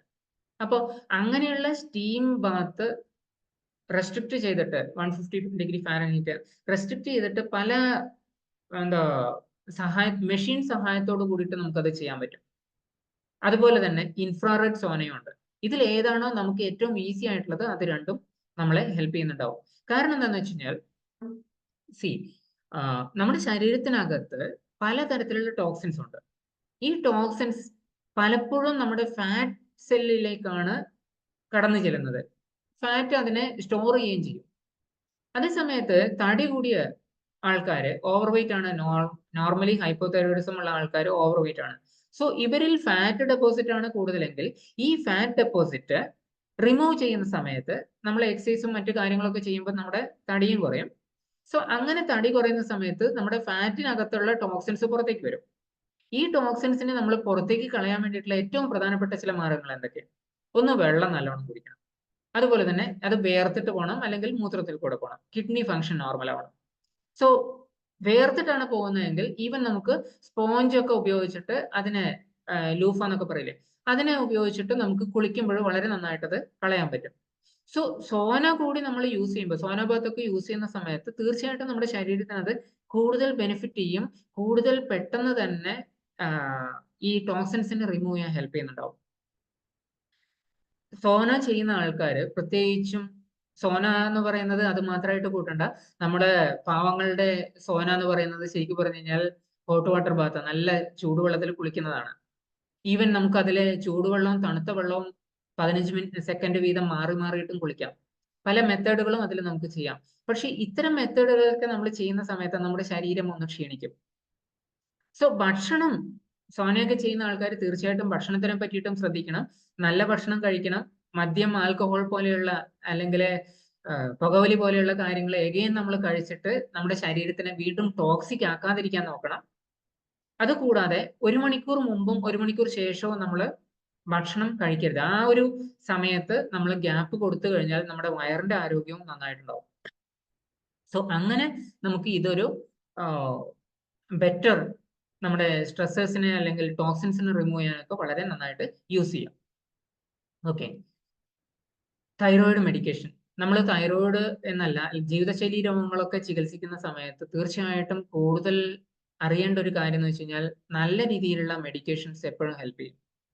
അത് പെർമനന്റ് ആയിട്ട് നമ്മൾ അതിന് ഡിപ്പെൻഡ് ആവേണ്ട ആവശ്യമില്ല. പക്ഷെ അതിന് പകരം ഇവിടെ ഇപ്പൊ തൈറോയിഡിന്റെ കേസ് എടുത്തു കഴിഞ്ഞാൽ T4 അല്ലെങ്കിൽ തൈറോക്സിൻ പോലെയുള്ള മരുന്നുകൾ തീർച്ചയായിട്ടും ഒരു ഹോർമോൺ ട്രീറ്റ്മെന്റ് എന്നുള്ള രീതിയിൽ ഹെൽപ്പ് ചെയ്യുന്നുണ്ട്, അല്ലെ? ഇൻസ്റ്റന്റ് ആയിട്ട് അവർക്ക് വേണ്ടത്ര അളവിൽ തൈറോയിഡ് ഹോർമോൺ ഉണ്ടാക്കാൻ പറ്റുന്നില്ലെങ്കിൽ അഡീഷണൽ സപ്പോർട്ട് ആവശ്യമില്ലേ? ഉണ്ട്. അതേ സമയത്ത് ഇത് ജീവിതകാലം മുഴുവൻ കഴിക്കേണ്ടി വരുമോ എന്നുള്ളൊരു ചോദ്യം അവിടെ ഉണ്ടാവരുത്. കാരണം ഇതൊരു സപ്പോർട്ടാണ്. നമ്മൾ എന്തിനാ ഭക്ഷണം കഴിക്കുന്നത്? അത് ജീവിതത്തിനെ സപ്പോർട്ട് ചെയ്യാൻ വേണ്ടിയിട്ടാണ്, ഡേ ടു ഡേ ലൈഫ്, അല്ലെ? അതുപോലെ തന്നെ സപ്പോസ് തൈറോയിഡ് റിമൂവ് ചെയ്ത ഒരാള് T4 ജീവിതകാലം മുഴുവൻ എടുക്കേണ്ടി വന്നു കഴിഞ്ഞാൽ it's a part of food, അല്ലെങ്കിൽ സപ്ലിമെന്റ് എന്ന് മാത്രം കൂട്ടിയാൽ മതി. നമ്മുടെ ശരീരത്തിന് അത് ആവശ്യമുണ്ട്, അത് നമ്മൾ സപ്ലിമെന്റ് ചെയ്യേണ്ടിയിരിക്കുന്നു, അല്ലെ? T3 മാത്രമായിട്ട് നമ്മൾ ചികിത്സാർത്ഥം എടുക്കുന്നുണ്ടെങ്കിൽ അതൊരു പക്ഷേ വളരെ പ്രൊഫഷണൽ ആയിട്ടുള്ള ഒരാളുടെ ഹെൽപ്പോട് കൂടിയിട്ട് മാത്രം ചെയ്യണം. കാരണം അത് ഉത്തേജിപ്പിക്കുന്ന ഒരു സാധനമാണ്. പ്ലസ് T4 എന്ന് പറയുന്നത് ശരീരത്തിനകത്തേക്ക് നമ്മൾ ഒരുമിച്ച് കൊടുത്തു കഴിഞ്ഞാലും ശരീരം അതിനെ വേണ്ട അളവിൽ മാത്രമേ T3യിലേക്ക് കൺവേർട്ട് ചെയ്യുന്നുള്ളൂ. അത് ശരീരത്തിന് അറിയാം. കൺവേർഷൻ നടക്കുന്നത് എവിടെയാ? നമ്മുടെ ലിവറിലൊക്കെ വെച്ചിട്ടാണ്. സോ അവിടെ കൺവേർഷൻ നടത്താനുള്ള വഴി അതിനറിയാം. അതേ സമയത്ത് T3 നമ്മൾ ഒരുമിച്ച് കഴിച്ചു കഴിഞ്ഞാൽ അവിടെ കൺവേർഷന്റെ ആവശ്യം വരുന്നില്ല. സോ അത് ഒരുമിച്ച് കൂടുതൽ T3 കിട്ടുന്ന ഒരു സ്ഥിതിയിലേക്ക് എത്തുന്നു. അതൊരു പക്ഷേ ശരീരത്തിന് ഒരുപാട് ഗുണം ചെയ്യില്ല. സോ കോമ്പിനേഷൻ ആയിട്ടാണ് ചില സമയങ്ങളിലൊക്കെ നമ്മൾ ഉപയോഗിക്കേണ്ടി വരിക. T4ഉം T3യും കോമ്പൈൻഡ് ആയിട്ട് യൂസ് ചെയ്യുന്ന രീതികളുണ്ട്. സിന്തറ്റിക് ആയിട്ടുള്ള ഹോർമോണുകളും അതുപോലെ തന്നെ ബയോ ഐഡന്റിക്കൽ ആയിട്ടുള്ളതും നാച്ചുറൽ ആയിട്ടുള്ളതും ഒക്കെ നമുക്ക് ഹോർമോൺ ട്രീറ്റ്മെന്റുകളിൽ ഉപയോഗിക്കാൻ പറ്റും. സോ എന്താണ് ശരിക്കും പറഞ്ഞു കഴിഞ്ഞാൽ തൈറോയിഡിന് നേരിട്ട് നമ്മുടെ ശരീരത്തിൽ ചെയ്യാൻ പറ്റുന്ന ചില കാര്യങ്ങൾ? ജസ്റ്റ് ഒന്ന് ഒരു റഫ് ആയിട്ട് ഒരു ഐഡിയ പറഞ്ഞു കഴിഞ്ഞാൽ, തൈറോക്സിൻ ലെവല് കുറയുന്ന സമയത്ത് ഓട്ടോമാറ്റിക്കലി നമ്മുടെ കോശങ്ങളിലേക്കുള്ള കമ്മ്യൂണിക്കേഷൻ ആണ് കുറയുന്നത്. ഓട്ടോമാറ്റിക്കലി നമ്മുടെ ശരീരത്തിന് ഊർജം യൂസ് ചെയ്യേണ്ട ആവശ്യം കുറയുന്നു. ക്ഷീണം അനുഭവപ്പെടുന്നു എങ്കിലും ഊർജം ഉപയോഗിക്കേണ്ട ആവശ്യം കുറയുന്നു. അപ്പൊ എന്ത് ചെയ്യും? അവിടെയുള്ള ഊർജം ഫാറ്റിലേക്ക് മാറ്റിയിട്ട് അവിടെ ഫാറ്റ് സ്റ്റോറേജ് ആണ് നടക്കുന്നത്. അതുപോലെ തന്നെ തൈറോക്സിന്റെ അളവ് കുറയുമ്പോൾ ഈസ്ട്രജന്റെ അളവ് കൂടുകയാണ് ചെയ്യുന്നത്. ഈസ്ട്രജന്റെ അളവ് കൂടുമ്പോൾ അതിന്റെ ഒന്നിച്ച് പ്രൊട്ടക്റ്റീവ് ആയിട്ടുള്ള പ്രൊജസ്ട്രോൺ പോലെയുള്ള മറ്റു ഹോർമോണുകൾ കുറയുന്നു. ഇത് പലപ്പോഴും നമുക്ക് PCOS പോലെയുള്ള അല്ലെങ്കിൽ പോളിസിസ്റ്റിക് ഓവറി ഡിസീസ് സിൻഡ്രോം പോലെയുള്ള കേസുകളിലേക്ക് എത്തിക്കുകയാണ് ചെയ്യുന്നത്. ഈവൻ അവിടെ കൺസീവ് ചെയ്യാനും ഒക്കെ ബുദ്ധിമുട്ടുണ്ടാവാം, പ്രഗ്നന്റ് ആവാനൊക്കെ ബുദ്ധിമുട്ടുണ്ടാവാം. തൈറോക്സിൻ ലെവല് കുറയുന്ന സമയത്ത് ഓട്ടോമാറ്റിക്കലി കൊളസ്ട്രോൾ, ഫാറ്റിന്റെ നേരത്തെ പറഞ്ഞു, അതുപോലെ തന്നെ കൊളസ്ട്രോളിന്റെ അളവ്, ഫ്രീ ഫാറ്റി ആസിഡ്സിന്റെ അളവും കൂടുകയാണ് ചെയ്യുന്നത്. ഈവൻ നമ്മുടെ ശരീരത്തിൽ ഈ ഫാറ്റിനെ എനർജിയിലേക്ക് മാറ്റാൻ ആവശ്യമുള്ള T4 to T3 കൺവേർഷൻ നടക്കുന്നത് കുറഞ്ഞു കഴിഞ്ഞാലും അത് നമ്മുടെ ലിവറിന്റെ എൻസൈംസിനെ ബാധിക്കുകയും ചെയ്യും. അതുകൊണ്ട് തന്നെ നമ്മള് തടി കൂടിയ ഒരാളില് തടി കുറയ്ക്കാൻ വേണ്ടിയിട്ട് എത്ര ഭക്ഷണത്തിൽ ശ്രദ്ധിച്ചു കഴിഞ്ഞാലും അല്ലെങ്കിൽ വ്യായാമത്തിൽ ശ്രദ്ധിച്ചു കഴിഞ്ഞാലും അവരുടെ ശരീരത്തിൽ ആ ഫാറ്റിനെ കൺവേർട്ട് ചെയ്ത് എനർജിയിലേക്ക് മാറ്റാനുള്ള ഒരു സോഴ്സ് അല്ലെങ്കിൽ എൻസൈംസ് ലിവറിൽ ഉണ്ടാകുന്നില്ല. അതുകൊണ്ട് തന്നെ അത് അവർക്ക് പ്രതികൂലമായിട്ട് ബാധിക്കാം, അല്ലെങ്കിൽ അവരുടെ തടി കുറയാതിരിക്കാൻ ഇതൊരു കാരണമായിട്ട് മാറാം. സോ ഇത് പല രീതിയിലാണ് നമ്മുടെ ശരീരത്തിനെ എഫക്ട് ചെയ്യുന്നത്, അല്ലെ? സോ അങ്ങനെ നോക്കുമ്പോൾ തൈറോയിഡിനെ പറ്റി പൊതുവെ ആൾക്കാർ ചോദിക്കുന്ന ചില ക്വസ്റ്റ്യൻസ് ഉണ്ട്. അതിൽ പ്രധാനമായിട്ട് പറയുകയാണെങ്കിൽ, ഒന്ന്, ഹൈപ്പോതൈറോയിഡിസവും കൊളസ്ട്രോളും തമ്മിൽ എന്തെങ്കിലും ബന്ധമുണ്ടോ എന്നുള്ളതാണ്. തീർച്ചയായിട്ടും ഉണ്ട്. അതാണ് ഞാൻ ഇപ്പം ഈ കഴിഞ്ഞ സ്ലൈഡിൽ പറഞ്ഞു തന്നത്. കൊളസ്ട്രോൾ കൂടിയ ഒരാളിൽ ഒരു പക്ഷേ ഹൈപ്പോതൈറോയിഡിസം അല്ലെങ്കിൽ തൈറോയിഡിന്റെ ടെസ്റ്റ് ചെയ്യുന്നത് നല്ലതായിരിക്കും.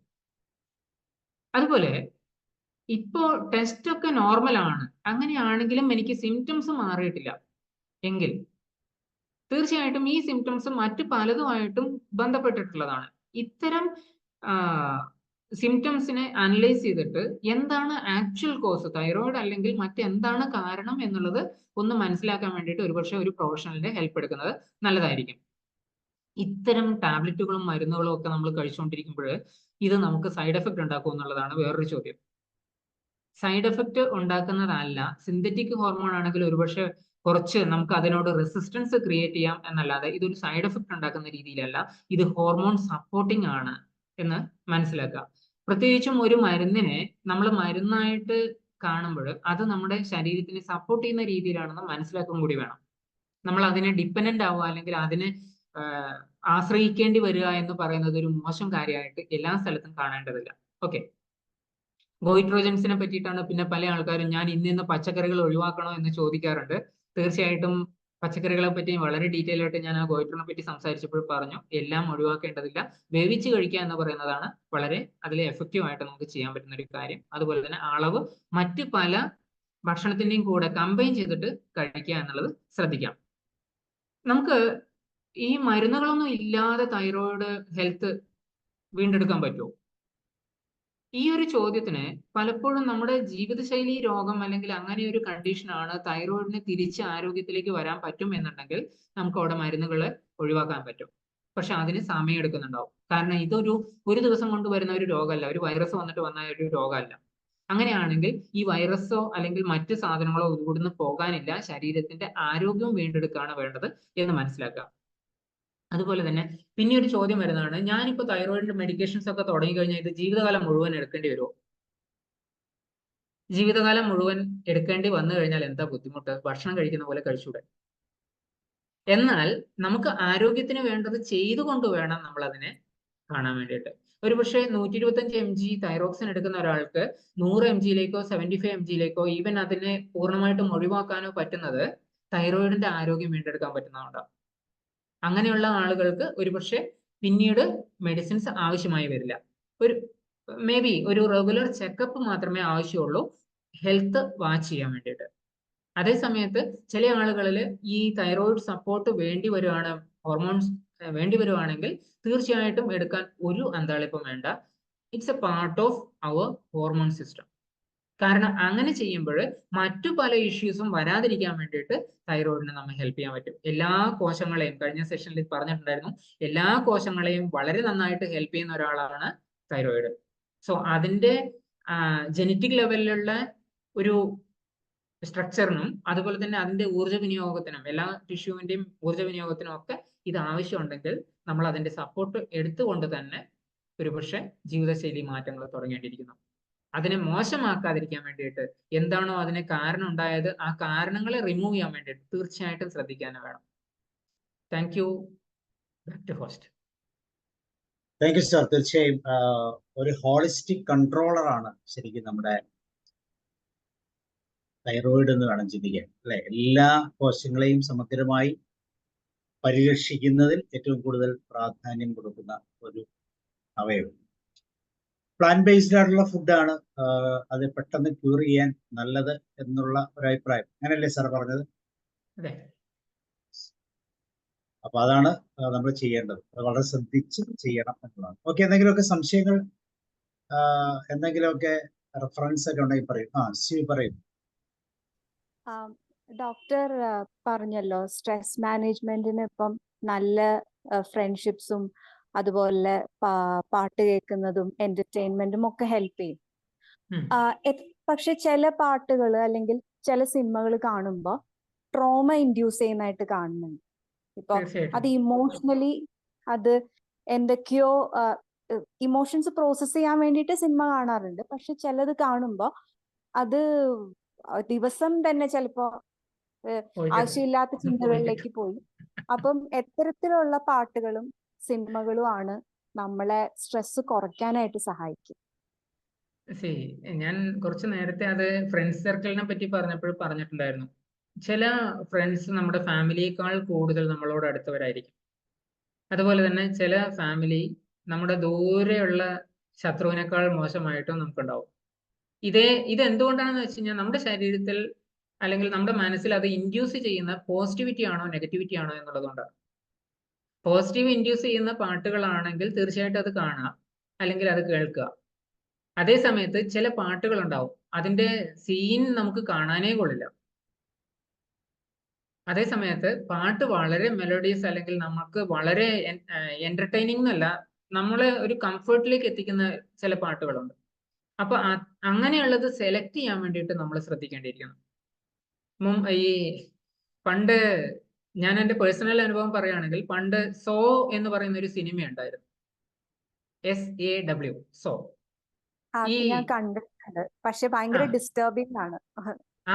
ആ പടം കാണാൻ ഇരിക്കുന്ന സമയത്ത് എനിക്ക് മനസ്സിലായിരുന്നില്ല ഇത് ഇങ്ങനെയുള്ള ഒരു ഇതാണ്, അല്ലെങ്കിൽ മാനീറ്റേഴ്സിനെ പറ്റിയൊക്കെയാണ് എന്നുള്ളതിനെ പറ്റിയിട്ട് ഒട്ടും ഐഡിയ ഉണ്ടായിരുന്നില്ല. ഞാൻ ആ സിനിമയുടെ ഏതാണ്ട് അരമണിക്കൂറോളം കണ്ടിട്ടുണ്ടാവും. അതിനുശേഷം എനിക്ക് കാണാൻ പറ്റില്ല, ഞാൻ മതിയാക്കി വന്നു. ഞാനത് കണ്ടിട്ട് അതിനുശേഷം ഓൾമോസ്റ്റ് ഒരു 4-5 വർഷം കഴിഞ്ഞപ്പോഴാണ് അറിഞ്ഞത് അതിന് തന്നെ 1, 2, 3, 4, 5 പാർട്ടുണ്ട്. ഇത്രയും ഭാഗങ്ങൾ. ഇപ്പൊ നമ്മൾ ബാഹുബലി 1ഉം 2ഉം പറഞ്ഞതുപോലെ ഇത്രയും ഭാഗങ്ങളുണ്ട്, ഇത്രയും സിനിമകളുണ്ട്. ജസ്റ്റ് ഒന്ന് ചിന്തിച്ചു നോക്കൂ, അത് ഉണ്ടാക്കിയ ഡയറക്ടറുടെ അല്ലെങ്കിൽ അതിന്റെ കോറിയോഗ്രാഫി ഒക്കെ ചെയ്ത ആൾക്കാരുടെ മനോഭാവം ഏത് രീതിയിൽ എത്തിയിരിക്കണം. അത് അവരുടെ ഒരു പ്രൊഫഷനായിട്ട് നമുക്കൊരു പക്ഷെ ഒഴിവാക്കാൻ പറ്റും. കാരണം പല ക്രൂവൽറ്റിയും അഭിനയിക്കുന്ന പല ആൾക്കാരും ക്രൂവൽ അല്ല ഇൻ റിയൽ ലൈഫ്. അതേ സമയത്ത് നമ്മുടെ ലൈഫിൽ അത് അങ്ങനെ ഒരു സിറ്റുവേഷൻ ആണ് അല്ലെങ്കിൽ അങ്ങനെ ഒരു ഇമാജിനേഷൻ ആണ് കൊണ്ടെത്തിക്കുന്നതെങ്കിൽ അവയെ നമ്മൾ പൂർണ്ണമായിട്ടും ഒഴിവാക്കണം. സ്വിച്ച് നമ്മുടെ കയ്യിലാണ് അല്ലേ, സ്വിച്ച് ഓഫ് ചെയ്യാൻ. ഈവൻ പല കേസുകളിൽ ഒരുപക്ഷെ ഡൈവേഴ്സ് പോലെയുള്ള കാര്യങ്ങൾ പോലും അത്രയും നമുക്ക് ചിന്തിക്കേണ്ടിയിരിക്കുന്നു. Lifestyle management, lifestyle ഡിസീസസിലേക്ക് വളരെ കൂടുതലായിട്ട് എത്തുന്നുണ്ടെങ്കിൽ നമുക്ക് അവിടെ സ്ട്രിക്റ്റ് ആയിട്ടുള്ള ആക്ഷൻസിലേക്ക് പോകേണ്ടി വരും. That's okay. നമ്മൾ ചില അവയവങ്ങളൊക്കെ മുറിച്ചു കളയുന്നില്ലേ, എന്തുകൊണ്ടാണത്? അത് മറ്റ് ഭാഗങ്ങളെ എഫക്ട് ചെയ്യാതിരിക്കാൻ വേണ്ടിയിട്ട്. അതേ ഒരു റൂൾ നമുക്കിവിടെ നമ്മുടെ പേഴ്സണൽ ലൈഫിലും എടുക്കേണ്ടിയിരിക്കും.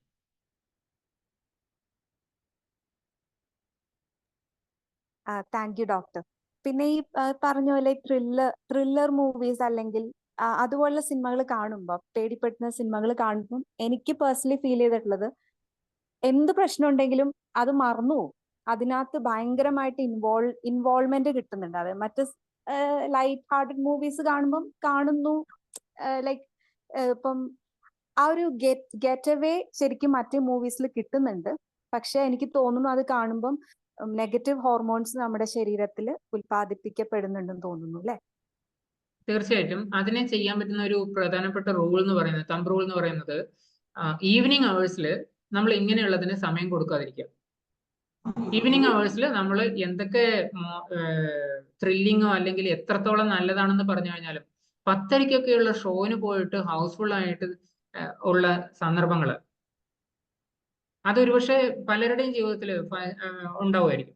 പക്ഷെ അതൊന്ന് ചിന്തിച്ചു നോക്കും. ആ ഫസ്റ്റ് ഷോ എന്ന് പറഞ്ഞു കഴിഞ്ഞാൽ അല്ലെങ്കിൽ നൈറ്റ് ഷോ എന്ന് പറഞ്ഞു കഴിഞ്ഞാൽ ഓൾമോസ്റ്റ് അത് 10:30-ക്കോ 10 മണിക്കോ ഒക്കെയുള്ള ഷോ ആണ്. ഈ ഒരു ഷോന് പോയിട്ട് 1 മണിക്ക് അയാൾ തിരിച്ചു വരുമ്പോൾ അയാളുടെ മനസ്സിൽ എന്താണ് പിന്നെ ഉണ്ടാവുക? അയാൾക്ക് എങ്ങനെ ഉറങ്ങാൻ പറ്റും? ഇങ്ങനെ ഉറങ്ങിയാൽ പോലും ഡീപ് സ്ലീപ്പ് കിട്ടുമോ? ഇല്ല എന്നുള്ളത് വളരെ ഫ്രാങ്ക് ആയിട്ട് മനസ്സിലാക്കുക. കാരണം ചെറിയ കുട്ടികളെ ശ്രദ്ധിക്കുക. ചെറിയ കുട്ടികൾക്ക് പ്രത്യേകിച്ചും വൈകിട്ടത്തെ സമയം അവരെന്താണോ കാണുന്നത് അത് അവരുടെ നൈറ്റ് ഡിസ്റ്റർബ് ചെയ്യാൻ വേണ്ടിയിട്ട് പ്രാപ്തമാണ്. നമ്മൾ അതിനെ ഒന്ന് മാനേജ് ചെയ്ത് ഉറങ്ങാൻ ശ്രമിക്കുന്നത് മാത്രമേ ഉള്ളൂ വ്യത്യാസം. പേടി വരുന്നില്ല, അതുകൊണ്ട് മാനേജ് ചെയ്യാൻ പറ്റും. രാജു സാർ. രണ്ട് കാര്യങ്ങൾ ചോദിക്കണം. നമ്മള് സാർ പറഞ്ഞു കുക്ക്ഡ് വെജിറ്റബിൾസ് ആണ് നല്ലത് പറയുന്ന തൈറോയിഡ്. നല്ല പലപ്പോഴും പറയുന്ന ഫ്രഷ് വെജിറ്റബിൾസ്, അതായത് കുക്ക് ചെയ്യാത്ത വെജിറ്റബിൾസ് ആണ് ആരോഗ്യത്തിന് നല്ലതെന്ന് ഇത് പറയാറുണ്ട്. പിന്നീട് മറ്റൊന്ന് ഈ അഡ്രീനാൽ ഗ്ലാൻസ് എന്ന് പറയുന്നത് കിഡ്നിയുടെ അടുത്ത് ഇരിക്കുന്ന ഗ്ലാൻസ് അല്ലേ, ഫിയർ ഹോർമോൺസ് ഒക്കെ ഉണ്ടാക്കുന്ന അഡ്രീനൽ ഗ്ലാൻസ്. അതും നമ്മുടെ ഈ തൈറോയ്ഡ് ഗ്ലാൻസുമായിട്ട് ബന്ധമുണ്ടാകുന്നത് രണ്ട് സ്ഥലത്താണ്. അഡ്രീനൽ ഗ്ലാൻസ് കിഡ്നിയുടെ പുറത്താണ്, സൈഡിലാണ് കിട്ടുന്നത്. കിഡ്നിയുടെ സ്റ്റീം ബാത്ത്, അതായത് അല്ലെങ്കിൽ ഹോട്ട് വാട്ടർ ബാത്ത്, പൊതുവെ തണുത്ത വെള്ളത്തിൽ കുളിക്കുന്നതാണ് ആരോഗ്യത്തിന് നല്ലതെന്ന് കേട്ടു. ഈ ഭയങ്കര ചൂടുള്ള വെള്ളം ശരീരത്തിലേക്ക് ഒഴിക്കുന്നത് നല്ലതല്ല. കാരണം നമ്മുടെ ശരീരത്തിന്റെ ടെമ്പറേച്ചറിനോട് ചേർന്ന് നിൽക്കുന്ന ചൂടുണ്ടെങ്കിൽ ആ ചൂട് എത്രയും ചൂടേ ആകാവൂ. അതിനേക്കാൾ ഏറ്റവും നല്ലത് ഈ പറയുന്നതായ കോൾഡ് ബാത്ത് അല്ലെങ്കിൽ തണുത്ത വെള്ളത്തിൽ കുളിക്കുന്ന ഏറ്റവും നല്ലത്. പ്രത്യേകിച്ച് രാവിലെയൊക്കെ തണുത്ത വെള്ളത്തിൽ കുളിക്കുന്ന നല്ലതെന്ന് പൊതുവെ ആരോഗ്യത്തിന് പറയുന്നുണ്ട്. അപ്പൊ ഈ തൈറോയിഡിന് മാത്രം ഉദ്ദേശിച്ചാണ് ഈ പറയുന്ന ഹോട്ട് ബാത്തും സ്റ്റീം ബാത്തും ഉദ്ദേശിക്കുന്നത്. പൊതുവെയുള്ള ഓക്കെ, ഈ മൂന്ന് ക്വസ്റ്റ്യൻസ് അല്ലേ സാർ? ഓക്കെ, അതിൽ ഒന്ന് വെജിറ്റബിൾസിനെ പറ്റിയിട്ടാണ്. പച്ചയ്ക്ക് കഴിക്കുന്നതാണ് നല്ലത്. പക്ഷെ ക്രൂസിഫറസ് വെജിറ്റബിൾസ് അല്ലെങ്കിൽ പൊതുവെ ഇല, ഇപ്പൊ ക്യാബേജ്, കോളിഫ്ലവർ പോലെയുള്ളത്, അതിൽ വരുന്ന കീടങ്ങളെ അളവ് അല്ലെങ്കിൽ അതിന്റെ ഫംഗസ് ഇൻഫെക്ഷൻസ് ഒക്കെ വരുന്നത് കൂടുതലായതുകൊണ്ട് തന്നെ അതിൽ കൂടുതൽ ഗോയിട്രോജൻസ് ഉണ്ടാവും. അപ്പൊ അതിനെ ഒഴിവാക്കാൻ വേണ്ടിയിട്ട് അത്തരം വെജിറ്റബിൾസ് തീർച്ചയായിട്ടും വേവിച്ച് കഴിക്കാം. വേവിച്ചാൽ നഷ്ടപ്പെടുന്ന വൈറ്റമിൻസും മിനറൽസും ഒക്കെ ഉണ്ട്. അങ്ങനെയാണെങ്കിൽ പോലും ക്രൂസിഫറസിന്റെ പ്രശ്നങ്ങൾ ഒഴിവാക്കാൻ വേണ്ടിയിട്ട് ഈ ഇത്തരം തൈറോയ്ഡ് പ്രശ്നങ്ങളുള്ള ആൾക്കാർ തീർച്ചയായിട്ടും വേവിച്ച് തന്നെ കഴിക്കാം. മൂന്നാമത്തെ ഒരു കാര്യം എന്ന് വെച്ച് കഴിഞ്ഞാൽ ചില വൈറ്റമിൻസും ഇപ്പൊ അതിനെ കഴിക്കുന്നത് ഒഴിവാക്കുക എന്ന് പറയുന്നതാണ് വളരെ സിമ്പിൾ ആയിട്ടെന്ന് നമുക്ക് തോന്നാം. പക്ഷെ അതുകൊണ്ടുള്ള ഗുണം ഇത് കഴിച്ചത് കൊണ്ടുള്ള ദോഷത്തെക്കാൾ വളരെ കൂടുതലാണ്. ഇത് കഴിക്കുന്നത് കൊണ്ടുള്ള ഗുണം കഴിക്കാതിരിക്കുന്നതിനേക്കാളുള്ള ദോഷത്തെക്കാൾ കൂടുതലാണ്. സോ ഗുണം ഏതാണോ അതിലേക്ക് നമ്മൾ പോവുക. രണ്ടാമത്തെ ക്വസ്റ്റ്യൻ, അഡ്രിനൽ ഗ്ലാൻഡ് കിഡ്നിയുടെ അടുത്താണ്. പക്ഷെ ഈ രണ്ട് ഗ്ലാൻസും അടുത്തടുത്താണ് എന്നുള്ളതല്ല ഞാൻ ഉദ്ദേശിക്കുന്നത്. അതിന്റെ രണ്ടിന്റെയും പ്രവർത്തനങ്ങൾ ഒരുപോലെയാണ്. ഇപ്പം കോർട്ടിസോൾ എന്ന് പറയുന്നത് സ്ട്രെസ് വരുമ്പോൾ നമ്മുടെ ശരീരത്തിൽ കൂടുതൽ ഉണ്ടാകും. ഈ കോർട്ടിസോൾ വരുന്ന സമയത്ത് ഓട്ടോമാറ്റിക്കലി ശരീരത്തിൽ കൂടുതൽ ഊർജ്ജം ആവശ്യമുണ്ട്. അതേ സമയത്ത് ആ ഒരു സിറ്റുവേഷനിൽ സ്ട്രെസ് വരുമ്പോൾ തൈറോയിഡിന്റെ പ്രവർത്തനത്തെ താഴ്ത്തുകയാണ് ചെയ്യുന്നത്, കുറയ്ക്കുകയാണ് ചെയ്യുന്നത്. തൈറോയിഡിന്റെ പ്രവർത്തനം കുറയുന്ന സമയത്താണ് കോർട്ടിസോൾ കൂടുന്നത്. പക്ഷെ നമുക്ക് ആവശ്യം എന്താണ്? കൂടുതൽ തൈറോയിഡ് ഹോർമോൺ ആവശ്യമുണ്ട്. അപ്പം ഓട്ടോമാറ്റിക്കലി പിറ്റ്യൂട്ടറി ഗ്ലാൻഡ് കൂടുതൽ TSH ഉണ്ടാക്കും. ഇത് കൂടുതൽ സ്ട്രെസ് കൂടുതൽ കാലത്തേക്കുള്ള ഒരാളിൽ ഇത് വളരെ മോശം സിറ്റുവേഷൻ ഉണ്ടാക്കണം. നമ്മള് ടെമ്പററി സ്ട്രെസ് അല്ല ഇവിടെ ഉള്ളത്, ഇവിടെ പെർമനന്റ് സ്ട്രെസ്സാണ്. അപ്പൊ പെർമനന്റ് ആയിട്ടുള്ള ഒരു സ്ട്രെസ്സർ ആണെങ്കിൽ അത് നമ്മുടെ ശരീരത്തിന് കൂടുതൽ ബുദ്ധിമുട്ടുണ്ടാക്കുകയാണ് ചെയ്യുന്നത്. ഓക്കെ, മൂന്നാമത്തെ ക്വസ്റ്റ്യൻ ഹോട്ട് വാട്ടർ ബാത്തിനെ പറ്റിയിട്ടായിരുന്നു. ശരീരത്തില് ചൂടും വേണം തണുപ്പും വേണം. ഈ സോന അല്ലെങ്കിൽ ഹോട്ട് വാട്ടർ ബാത്ത് എന്ന് പറയുന്നത് നോർമലി ആഴ്ചയിൽ 2 or 3 പ്രാവശ്യം എടുക്കാനാണ് പറയുന്നത്. ഹോട്ട് വാട്ടർ ബാത്ത് പെർട്ടിക്കുലർലി എല്ലാ ടോക്സിൻസിനെ റിമൂവ് ചെയ്യാൻ വേണ്ടിയിട്ട് ഹെൽപ്പ് ചെയ്യും. അതേ സമയത്ത് ഈവൻ കോൾഡ് വാട്ടർ ബാത്തും ഉണ്ട്. നമ്മൾ നല്ല തണുത്ത വെള്ളത്തിൽ കുളിക്കുക അല്ലെങ്കിൽ ഈവൻ തണുത്ത വെള്ളത്തിൽ ഇരിക്കുന്നത് പോലും പല കേസുകളിലും, പ്രത്യേകിച്ച് പീരിയഡ് റിലേറ്റഡ് ആയിട്ടുള്ള ഇഷ്യൂസ് ഉള്ള ആളുകളിൽ വളരെ നന്നായിട്ട് ഹെൽപ്പ് ചെയ്യുന്നതാണ്. അതേ സമയത്ത് അത്തരം ആളുകളിൽ പോലും ഞാൻ പറഞ്ഞില്ലേ, ഒരു 15 സെക്കൻഡ് വീതം മാറിയിട്ട് നമ്മൾ ചൂടുവെള്ളത്തിലും പച്ചവെള്ളത്തിലും മാറി കുളിക്കുന്നത് നമ്മളെ നല്ലോണം ടയർഡ് ആക്കും. നമുക്ക് നല്ലോണം സ്വെറ്റിങ് വരും. പക്ഷെ ഈ സ്വെറ്റിങ്ങിന്റെ കൂടെ നമ്മുടെ ശരീരത്തിൽ നിന്ന് പോകുന്ന ടോക്സിൻസിന്റെ അളവ് കൂടുതലായതുകൊണ്ട് തന്നെ അത് നമ്മളെ സംബന്ധിച്ച് ആരോഗ്യപരമായിട്ട് വളരെ ഹെൽപ്പ് ചെയ്യും. ഇതിന് ശേഷം പറ്റുകയാണെങ്കിൽ, ഇതിനു മുമ്പ് പറ്റുകയാണെങ്കിൽ എക്സസൈസ് ചെയ്യാം, കുളിച്ചതിന് ശേഷം പറ്റുകയാണെങ്കിൽ മാസേജിങ് പോലെയുള്ള കാര്യങ്ങളോ അല്ലെങ്കിൽ റെസ്റ്റ് ചെയ്യാം. എന്നിട്ടും 1 മണിക്കൂറോളം കഴിഞ്ഞിട്ട് നമ്മൾ ഭക്ഷണം കഴിച്ചു കഴിഞ്ഞാൽ നമ്മൾ ഫുള്ളി റീഫ്രഷ് ആവുകയാണ് ചെയ്യുന്നത്. ശരീരത്തിനെ സംബന്ധിച്ച് അത് വളരെ കൂടുതൽ ബെനിഫിഷ്യൽ ആയിരിക്കും. ഓക്കെ, തിളച്ച വെള്ളത്തില് വൈഫൊക്കെ കുളിക്കുമ്പോൾ ഞാൻ വഴക്ക് പറയാറുണ്ട്. തിളച്ച വെള്ളത്തിലല്ല, വെള്ളത്തിന്റെ ചൂട് നോർമലി ഒരു 50-ന് താഴെ ആയിരിക്കും. നമ്മൾ സ്റ്റീമിന് ഉപയോഗിക്കാൻ പറ്റുന്ന ചൂടുവെള്ളം ഇല്ലേ, അതിനേക്കാൾ കുറഞ്ഞ ചൂടേ നമുക്ക് ഇവിടെ ചൂടുവെള്ളത്തിന് ഉപയോഗിക്കാൻ പറ്റൂ. ഈ പാർട്ടി വെള്ളമല്ല. സാർ, എനിക്ക് ഒരു സംശയം ചോദിക്കാനുള്ളത്, ഈ നല്ലപോലെ വെള്ളം ചൂടാക്കുകയും നമ്മുടെ ആവശ്യത്തിന് പിന്നെ പച്ചവെള്ളം ഒഴിച്ചിരുന്ന് ലെവൽ ചെയ്യുകയും ചെയ്യും. യഥാർത്ഥത്തിൽ ചൂടാണ് അതിൽ കൂടുതലുള്ളത്. പക്ഷെ ആ അധിക ചൂടിനെ ഒന്ന് കുറച്ചതിന് ശേഷം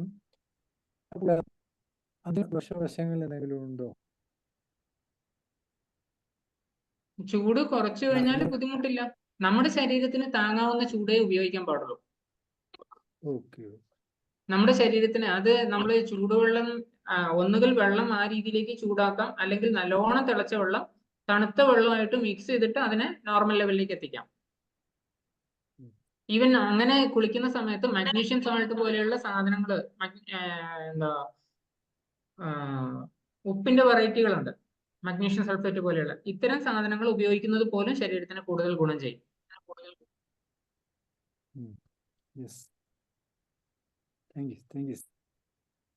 യെസ്, ഓക്കെ.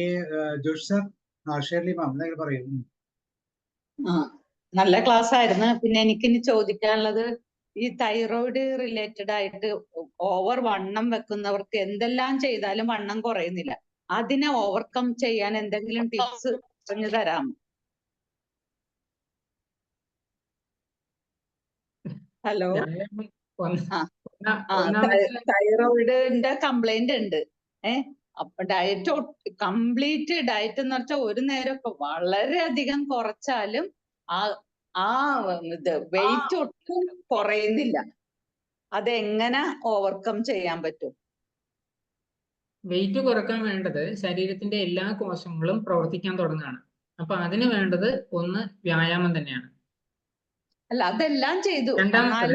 രണ്ടാമത്തത് എന്തൊക്കെയാണോ ന്യൂട്രീഷണൽ ഡെഫിഷ്യൻസി ഉള്ളത് അതൊക്കെ മാറ്റണം.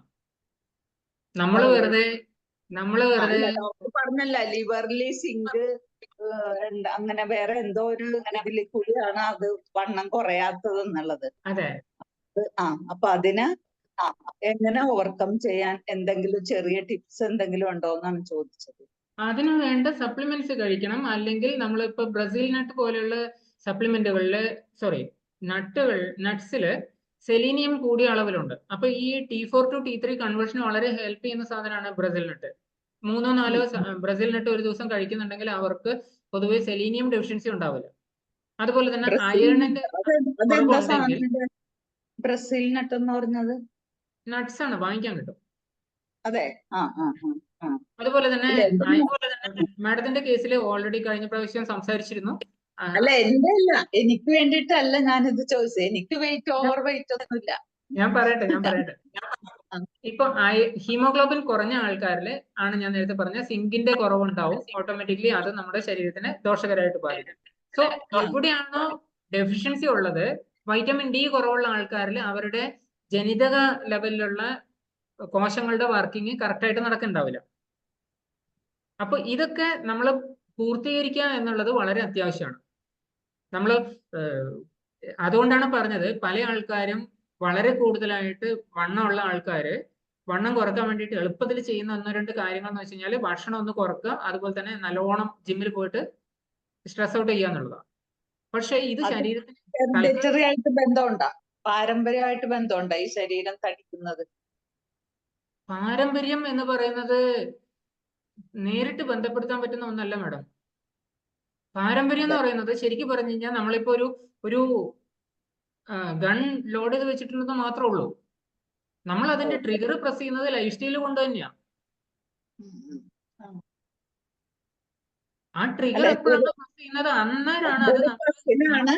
അവന്റെ പേരൻസിനില്ല, പക്ഷെ ഗ്രാൻഡ് മൈക്കൊക്കെ ഭയങ്കര ശരീരമായിരുന്നു. അപ്പോ ഡോക്ടേഴ്സ് പറയാം അതുകൊണ്ടിട്ടാണ് അങ്ങനെ ശരീരം വന്നിക്കണത്, ബാക്കിയെല്ലാം നോർമലാണ്. അപ്പൊ അതാണ് ഞാൻ ചോദിച്ചത്. തൈറോയിഡ് കംപ്ലൈന്റ് ഉണ്ട് മാഡം. ഈ പറഞ്ഞൊരു കേസ് ശരിക്കും പറഞ്ഞു കഴിഞ്ഞാല് ഇൻഡിവിജ്വൽ ടു ഇൻഡിവിജ്വൽ വാരി ചെയ്യും. അമ്മമ്മയ്ക്കോ അല്ലെങ്കിൽ അങ്ങനെയുള്ള ഒരാൾക്ക് ഫോർ ഫാദേഴ്സ് മീൻസ് നമ്മുടെ കുടുംബത്തിൽ ഒരാൾക്ക് ഉണ്ട് എന്നുള്ളത് കൊണ്ട് നമുക്കത് വരാനുള്ള ഒരു സിറ്റുവേഷൻ ഉണ്ടാവാന്ന് മാത്രമേ ഉള്ളൂ, ഒരു ചാൻസ് ഉണ്ട്. അതിൽ 2 ഫാക്ടർ ഉണ്ട്. ഒന്ന് ജീനാണെങ്കിൽ, രണ്ടാമത്തത് ആ വീട്ടിലെ കോമൺ ആയിട്ടുള്ള ഒരു ലൈഫ് സ്റ്റൈൽ പാറ്റേൺ ഉണ്ടാവും, ഭക്ഷണ പാറ്റേണും ലൈഫ് സ്റ്റൈൽ പാറ്റേണും ഉണ്ടാവും. ഒന്ന് ചിന്തിച്ചു നോക്കൂ. ഇപ്പോഴ് അടുത്തിടെ ഞാൻ കണ്ട ഒരു വീഡിയോയില് ഒരു ഫുട്ബോളർ അദ്ദേഹത്തിന്റെ മകന് കൊടുത്തിരുന്ന ഐഫോൺ, 10ാമത്തെ വയസ്സിൽ കൊടുത്തിരുന്ന ഐഫോൺ അടുത്ത ദിവസം തന്നെ റിമൂവ് ചെയ്യാണ് ചെയ്യുന്നത്. എന്നിട്ട് പറഞ്ഞു എന്റെ മകന് ഫുട്ബോൾ കളിക്കണം എന്നുള്ളതാണ് എന്റെ ഉദ്ദേശം. അപ്പൊ അവന് ഐഫോൺ കിട്ടിക്കഴിഞ്ഞാൽ അവൻ അത് കളിക്കാൻ തുടങ്ങില്ല. ഓട്ടോമാറ്റിക്കലി ഞാൻ അവന്റെ ഐഫോൺ മാറ്റിയിട്ട് അവനെ കളിക്കളത്തിലേക്ക് ഇറക്കിയപ്പോൾ അവൻ ഇപ്പൊ നന്നായിട്ട് കളിക്കുന്നുണ്ട്. ഒരു ഫാമിലിയിൽ ഒരു പെർട്ടിക്കുലർ രോഗം ഉണ്ടെങ്കിൽ അതിന്റെ അർത്ഥം അതിനനുസരിച്ചുള്ള ഒരു ലൈഫ് സ്റ്റൈൽ അവർ ഫോളോ ചെയ്യുന്നുണ്ടെന്നാണ്. സോ ലൈഫ് സ്റ്റൈൽ മാറ്റാൻ ആരാണോ റെഡി ആവുന്നത്, നിങ്ങളിപ്പോ പറഞ്ഞ കേസിൽ ഒരുപക്ഷെ ഈ മക്കൾക്ക് സോറി ഈ കുട്ടിയുടെ അച്ഛനും അമ്മയ്ക്കും ഇല്ല, അമ്മമ്മയ്ക്ക് ഉണ്ടെന്നാ പറഞ്ഞ. ഈ അച്ഛനും അമ്മയും ഒരുപക്ഷെ ജീവിക്കുന്ന രീതി വ്യത്യാസമായിരിക്കും. ഒരുപക്ഷെ അവർ പുറത്തു പോയവരായിരിക്കാം, അല്ലെങ്കിൽ ഒരുപക്ഷെ ആർമിയിലോ മറ്റ് സർവീസിൽ പോയവരായിരിക്കാം. എവിടുന്നോ അവരുടെ ജീവിതത്തിൽ ഒരു മാറ്റം വന്നിട്ടുണ്ടായിരുന്നു, അതുകൊണ്ട് അവർക്ക് ആ ഒരു പാറ്റേൺ വന്നില്ല. പക്ഷെ മകൾ അങ്ങനെ ഒരു സിറ്റുവേഷനിലായിരിക്കാം. ഇത് individual to individual case study എടുക്കുന്നത് അതുകൊണ്ടാണ്. വളരെ ഡീറ്റെയിൽ ആയിട്ടുള്ള കേസ് സ്റ്റഡി എടുത്തിട്ട് നമുക്ക് അതിന്റെ ഡെപ്തിലേക്ക് പോയിട്ട് കാര്യങ്ങൾ മനസ്സിലാക്കാനും പിന്നീട് അതിൽ നിന്ന് റിവേഴ്സൽ എടുക്കാനും പറ്റുള്ളൂ. Okay doctor, thank you. വേണമെങ്കിൽ എന്റെ നമ്പർ കോൺടാക്ട് ചെയ്യാൻ പറയാം. Okay sir. സാറിന്റെ Okay, thank ക്ലാസ്സുകൾ ഓരോ തവണയും വളരെ ഇൻഫോർമേറ്റീവ് ആണ്. വളരെ നമുക്ക് കേട്ടിരിക്കാനായിട്ട് പുതിയ കാര്യങ്ങൾ കേൾക്കുന്നു എന്നുള്ള നിലയിൽ അതിനെ സ്വീകരിക്കാനും പറ്റുന്നു.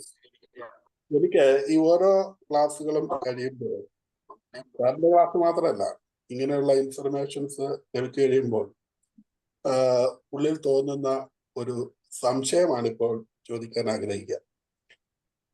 ഒരു 50ഓ 100ഓ കൊല്ലം മുമ്പ് രോഗങ്ങൾക്കൊന്നും പലതിനും പേരില്ലായിരുന്നു. കുറെ കാലം ആളുകൾ ജീവിക്കുന്നു, അത് കഴിഞ്ഞ് മരിച്ചു പോകുന്നു. എന്നാൽ ഇന്ന് രോഗങ്ങൾക്കൊക്കെ പേരിട്ടിട്ടുണ്ട്. എല്ലാവർക്കും അറിയാം, തൈറോയിഡിന്റെ കുഴപ്പം, അല്ലെ BP, അല്ലെങ്കിൽ ഷുഗർ, അങ്ങനെ ഓരോന്നും ഇങ്ങനെ പേരുകളെല്ലാം വിളിച്ച്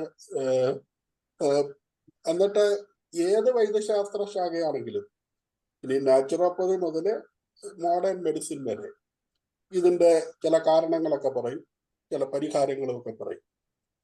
എന്നാൽ ഈ പരിഹാരം പറഞ്ഞതൊന്നും അനുവർത്തിച്ചിട്ട് പലരുടെയും ഈ അവസ്ഥയ്ക്ക് മാറ്റം വരുന്നില്ല. ചിലർക്ക് അല്പകാലത്തേക്കൊക്കെ നിയന്ത്രിച്ചതുപോലെ നിൽക്കാം. ചില ആളുകളെങ്കിലും പറയും ഇതൊന്നും വന്നാൽ പോകത്തില്ല. ഇങ്ങനെയൊക്കെയുള്ള ഉപദേശങ്ങളും ലഭിക്കുന്നുണ്ട്. എന്നാൽ ഇതേ സമയം തന്നെ ലോകത്തിൽ കുറെ പേർക്ക് നല്ല വൃദ്ധരായാലും കാര്യമായ ആരോഗ്യ പ്രശ്നങ്ങളില്ലാതെ ജീവിക്കുന്നവരുണ്ട്. അതേ കുടുംബത്തിൽ തന്നെ ചില ആളുകൾ രോഗികളാണ് താൻ, അങ്ങനെ ജീവിക്കുന്നവരുണ്ട്. ചില ആളുകൾക്ക് ദീർഘകാലമായിട്ട് രോഗം തന്നെ, മരുന്നോട് മരുന്ന്, ഇതൊന്നും മാറ്റപ്പെടുന്നില്ല. എന്റെ ചോദ്യം, ഞാൻ ഇത്രയും പരത്തി പറഞ്ഞിട്ട് എന്റെ ചോദ്യം ഇതാണ്: അങ്ങനെയെങ്കിൽ ഈ ശരിക്കും പറഞ്ഞാൽ രോഗങ്ങൾക്ക് പരിഹാരമുണ്ടോ? പരിഹാരം ഉണ്ടാകുമായിരുന്നു എങ്കിൽ ഈ പറയുന്ന രീതിയിലൊക്കെ ഉള്ള ഏതെങ്കിലും കാര്യങ്ങൾ അനുവർത്തിച്ച് മരുന്ന് കഴിച്ചോ അല്ലെങ്കിൽ ജീവിതശൈലി നിയന്ത്രിച്ചോ പൂർണ്ണമായിട്ടും രോഗത്തിൽ നിന്ന് മാറി നിൽക്കാവുന്ന ഒരു സ്ഥിതിവിശേഷം ഉണ്ടാകുമായിരുന്നില്ലേ? അല്ലെങ്കിൽ ഉണ്ടാക്കാൻ പറ്റുമായിരുന്നില്ലേ? സാറ് എന്റെ ചോദ്യം വ്യക്തമായെങ്കിൽ മറുപടി പറയുമെന്ന് വിചാരിക്കുന്നു. വളരെ വളരെ വ്യക്തമാണ്. ആക്ച്വൽ നമ്മളിപ്പോ രോഗം എന്ന് പറയുന്നത് തന്നെ അതിലേത്തെ ഏറ്റവും വലിയ തെറ്റാണ്. ഒരു രോഗാണു ശരീരത്തിൽ കയറിയിട്ട് വരുന്നതാണ് രോഗം, അല്ലെങ്കിൽ അത് നമ്മുടെ ശരീരത്തിന്റെ അവസ്ഥയാണ്. അപ്പൊ ഈ ശരീരത്തിന്റെ അവസ്ഥ വരാനുണ്ടായ കാരണങ്ങൾ എന്താണെന്ന് ഐഡന്റിഫൈ ആണ് അടുത്തത്. ഈ അവസ്ഥ വരാൻ എനിക്കുണ്ടായ കാരണം ആയിരിക്കില്ല സാറിനുണ്ടാവുക, അതായിരിക്കില്ല ഒരുപക്ഷെ സാബു സാറിനുണ്ടാവുക. എല്ലാവർക്കും ഒരേ അവസ്ഥയാണ് പുറത്ത് കാണാൻ അല്ലെങ്കിൽ നമ്മുടെ ബ്ലഡ് റിപ്പോർട്ടിലൊക്കെ പറയുന്നതെങ്കിൽ പോലും അത് വരാനുണ്ടായിരുന്ന കാരണം പലരിലും പലതായിരിക്കാം. അതുകൊണ്ട് തന്നെ റിസൾട്ട് കിട്ടുന്നതും പലരിലും പല രീതിയിലായിരിക്കും. ഞാൻ ചെയ്ത അതേ ടാബ്ലറ്റുകളോ അതുകൊണ്ടാണ് ഇന്നിപ്പോ പല ക്രൂഷ്യൽ അല്ലെങ്കിൽ വളരെ സിവിയർ ആയിട്ടുള്ള സിറ്റുവേഷനിൽ പോലും ഡോക്ടർമാർക്ക് മരുന്ന് മാറ്റേണ്ടി വരുന്നതുകൊണ്ടാണ്, അല്ലെങ്കിൽ കോമ്പിനേഷൻ മാറ്റി ടെസ്റ്റ് ചെയ്യേണ്ടി വരുന്നതുകൊണ്ടാണ്. അത് വർക്ക് ചെയ്യുന്നുണ്ട്, ഒരാഴ്ച കഴിഞ്ഞിട്ട് വരൂ, അത് അയാൾക്ക് ഗുണം ചെയ്യുന്നുണ്ടെങ്കിൽ അത് കണ്ടിന്യൂ ചെയ്യാൻ ഒരു ആഴ്ചയും കൂടി കണ്ടിന്യൂ ചെയ്യാൻ പറയും, അല്ലെങ്കിൽ മാറ്റും. അത് ഒരു നോർമൽ രീതിയാണ് ഇന്ന്. കാരണം എല്ലാ മനുഷ്യനും വേറെ വേറെ രീതിയിലാണ് ഉണ്ടാക്കപ്പെട്ടിരിക്കുന്നത്. ഈവൻ ഞാൻ എൻ്റെ അമ്മയുടെ വയറ്റിലുണ്ടായിരുന്ന സമയത്ത് എനിക്ക് കിട്ടിയിരിക്കുന്ന പല ന്യൂട്രിയൻസും എൻ്റെ തൈറോയ്ഡ് ഹെൽത്തിനെ സ്വാധീനിക്കുന്നുണ്ട്. അമ്മ ആ സമയത്ത് കഴിച്ചിരുന്നെങ്കിൽ, തൈറോയ്ഡ് ടാബ്ലറ്റ്സ് കഴിച്ചിരുന്നെങ്കിൽ ആ ഹോർമോൺസ് ഒരുപക്ഷെ ഈവൻ എന്നെ സ്വാധീനിക്കും. അതുകൊണ്ട് ആണ് പലരിലും തൈറോയ്ഡ് ഉള്ള അമ്മമാർക്ക് തൈറോയ്ഡ് പെട്ടെന്ന് തന്നെ വരുന്ന കുട്ടികളും ഉണ്ടാവുന്നത്. തൈറോയിഡിനെ പറ്റി പറയുകയാണെങ്കിൽ പൊതുവെ ജീവിതശൈലി രോഗങ്ങൾ എന്ന് പറയുന്നത് ജീവിതശൈലിയായിട്ട് ബന്ധപ്പെട്ടിട്ട്, അതുകൊണ്ട് നല്ല ജീവിതശൈലി എന്ന് വേണമെങ്കിൽ ഒറ്റ വാക്കിൽ പറയാം. പക്ഷെ അതുകൊണ്ട് എല്ലാവരുടെയും പ്രോബ്ലം സോൾവ് ആവില്ല. അതിന് ഏറ്റവും ബെസ്റ്റ് സ്യൂട്ടബിൾ ആയിട്ടുള്ള, അതാണ് ഞാൻ പറഞ്ഞത്, നേരത്തെ ഞാനൊരു സിനിമയുടെ കാര്യം പറഞ്ഞത്. ഏറ്റവും നല്ല രീതിയിൽ ആ സിനിമ ആസ്വദിച്ച് കാണാൻ പറ്റുന്ന ആൾക്കാരുണ്ടാവും. എനിക്കത് പറ്റുന്നില്ലെങ്കിൽ ഞാനത് അവോയ്ഡ് ചെയ്യണം. എനിക്ക് എന്താണോ എടുക്കാൻ പറ്റുന്നത് അല്ലെങ്കിൽ താങ്ങാവുന്ന സ്ട്രെസ് എന്താണ് അത് ഞാൻ എടുക്കണം, അല്ലെ? ഇപ്പോ ടെസ്റ്റ് പൈലറ്റ് എന്ന് പറയുന്ന ഒരു വിഭാഗമുണ്ട്, എയർലൈൻസിലും ഉണ്ട്, അതുപോലെ തന്നെ എയർഫോഴ്സിലും ഒക്കെ ഉണ്ട്. ഈ ടെസ്റ്റ് പൈലറ്റ് എന്താ ചെയ്യുന്നതെന്ന് വെച്ച് കഴിഞ്ഞാൽ, ഒരു പെർട്ടിക്കുലർ അല്ലെങ്കിൽ ഒരു ഡിഫക്റ്റ് വന്ന എയർക്രാഫ്റ്റിന്റെ ഡിഫക്റ്റ് ക്ലിയർ ചെയ്തതിനു ശേഷം ഈ ടെസ്റ്റ് പൈലറ്റ് ഒന്നുകൂടി അതിനെ ചെക്ക് ചെയ്യും. അതിനെ ഫ്ലൈ ചെയ്തിട്ട് അത് ഇപ്പൊ 20,000 ഫീറ്റിൽ പറക്കാൻ ഉള്ള, അല്ലെങ്കിൽ അത്രയും സ്പീഡിൽ 5 മാക്സ് സ്പീഡിൽ പറക്കാൻ ഉള്ള ഒരു പ്ലെയിൻ ആയിരുന്നെങ്കിൽ ആ ജെറ്റിനെ ആ ഒരു ലെവലിൽ കൊണ്ടെത്തിച്ച് അതിന്റെ മാക്സിമം ടെസ്റ്റിംഗ് നടത്തും. ഇതെന്തുകൊണ്ടാണ് എല്ലാവരെയും ഏൽപ്പിക്കാത്ത? ബാക്കിയുള്ളവർക്ക് കഴിവില്ലാഞ്ഞിട്ടാണോ? അല്ല, അത്തരം ഒരു സിറ്റുവേഷൻ വരുന്ന സമയത്ത് ആ വിമാനത്തിന് ശരിയായ രീതിയിൽ കൺട്രോൾ ചെയ്യാൻ വേണ്ടിയിട്ട് ആവശ്യമുള്ള ബ്രെയിൻ വർക്ക് അല്ലെങ്കിൽ ഇന്റലക്ച്വൽ വർക്ക് നടത്താൻ കഴിവുള്ള ആൾക്കാരാണ് അത് പിന്നെ ചെയ്യുക. അതുകൊണ്ട് തന്നെ പല ടെസ്റ്റുകളും ചെയ്തതിന് ശേഷം അവർ അതിന് കാപ്പബിൾ ആവുന്നുള്ളൂ, അല്ലെ? ഈവൻ പുറത്ത് സ്പേസിൽ പോകുന്ന ആൾക്കാരിലൊക്കെ ഇങ്ങനെയുള്ള ടെസ്റ്റ് നടത്തുന്നില്ലേ? ഞാൻ ഇത് പറഞ്ഞ എന്തിനാന്ന് വെച്ച് കഴിഞ്ഞാൽ, ഇൻഡിവിജ്വൽ ഡിഫറൻസസ് ആർ ദർ. എല്ലാവരിലും ആ ഒരു വ്യത്യാസം ഇൻഡിവിജ്വൽ ടു ഇൻഡിവിജ്വൽ വ്യത്യാസമാണ്. അപ്പൊ രോഗത്തിനെ സംബന്ധിച്ച് നമ്മൾ ആ ഒരു ഡിഫറൻസസിനെ മാനിച്ചിട്ട് വേണം ഫർദർ നോക്കാൻ വേണ്ടിയിട്ട്. അതിന് എന്താണ് പരിഹാരം? ചില ആൾക്കാർക്ക് പരിഹാരം കിട്ടില്ല. അപ്പൊ എന്ത് ചെയ്യും? ആൾക്കാർ റിസർച്ച് ചെയ്യും. എങ്ങനെയാണ് റിസർച്ച് എന്ന് വെച്ച് കഴിഞ്ഞാൽ, ഓക്കെ, ഒരു 80,000 സ്റ്റുഡൻസിനെ അല്ലെങ്കിൽ ഒരു വലിയ പോപ്പുലേഷനിൽ, ഒരു പെർട്ടിക്കുലർ ഏരിയയിലുള്ള വലിയ പോപ്പുലേഷൻ എടുക്കും. ഈ പോപ്പുലേഷനിൽ 40 to 60 ഏജ് ഗ്രൂപ്പിലുള്ള ആൾക്കാരിൽ തൈറോയിഡ് വന്ന അല്ലെങ്കിൽ ഡയബറ്റിക് വന്ന ആൾക്കാരിൽ ഇത്ര ആൾക്കാരുടെ ജീവിതശൈലി എങ്ങനെയുണ്ടെന്ന് നോക്കും. എന്നിട്ട് ഒരു കോമൺ പോയിന്റിലേക്ക്, കോമൺ സൊല്യൂഷനിലേക്ക് എത്താൻ വേണ്ടിയിട്ട് ശ്രമിക്കുകയാണ് ചെയ്യുന്നത്. 100% അല്ല, 60% എങ്കിലും, മീൻസ് 50-ന് മുകളിൽ എത്രയാണെങ്കിലും അത് അവരെ സംബന്ധിച്ച് ഒരു പോസിറ്റീവ് റിസൾട്ട് ആണ് എന്നാണ് അവർ കണക്കാക്കുന്നത്.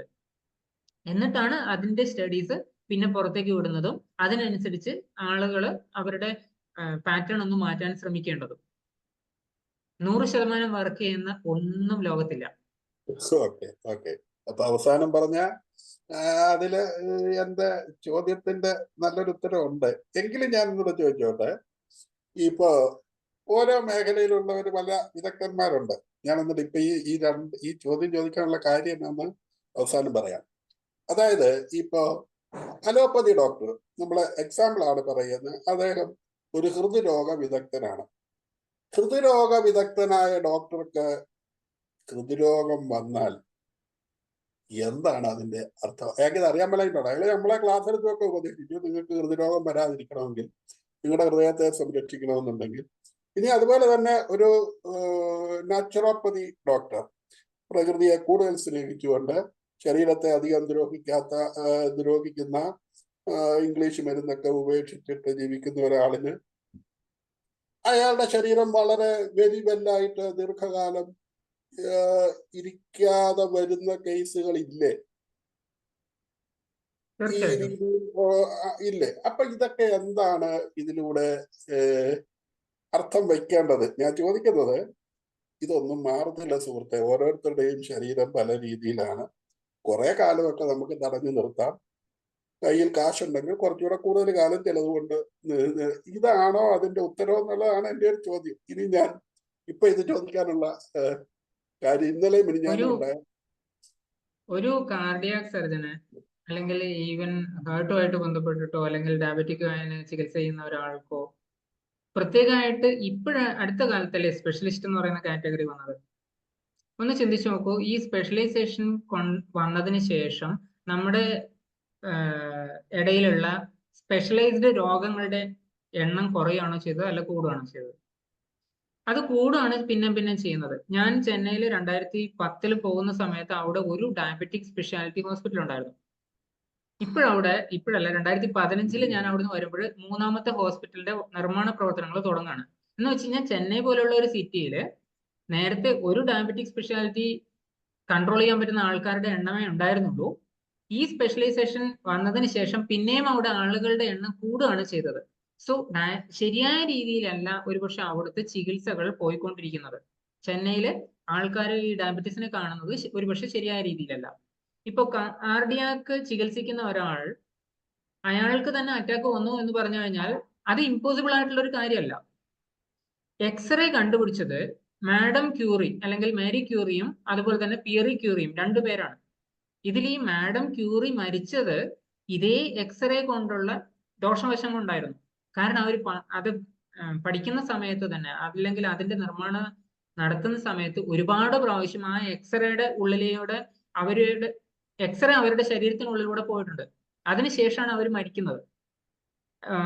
എന്റെ ഓർമ്മ ശരിയാണെങ്കിൽ ശ്വാസകോശവുമായിട്ട് ബന്ധപ്പെട്ടിട്ടുള്ള പ്രശ്നങ്ങളായിരുന്നു. ഇത് അവര് ആ കണ്ടുപിടിച്ച എക്സ്റേയെ ഇൻവാലിഡ് ആക്കുന്നില്ല. ഒരു കാർഡിയാക് സർജന് ഹാർട്ട് അറ്റാക്ക് വന്നു എന്നുള്ളത് കൊണ്ട് അയാൾ പറയുന്ന ചികിത്സകളോ മെത്തേഡുകളോ മോശമാണെന്ന് പറയാൻ പറ്റില്ല.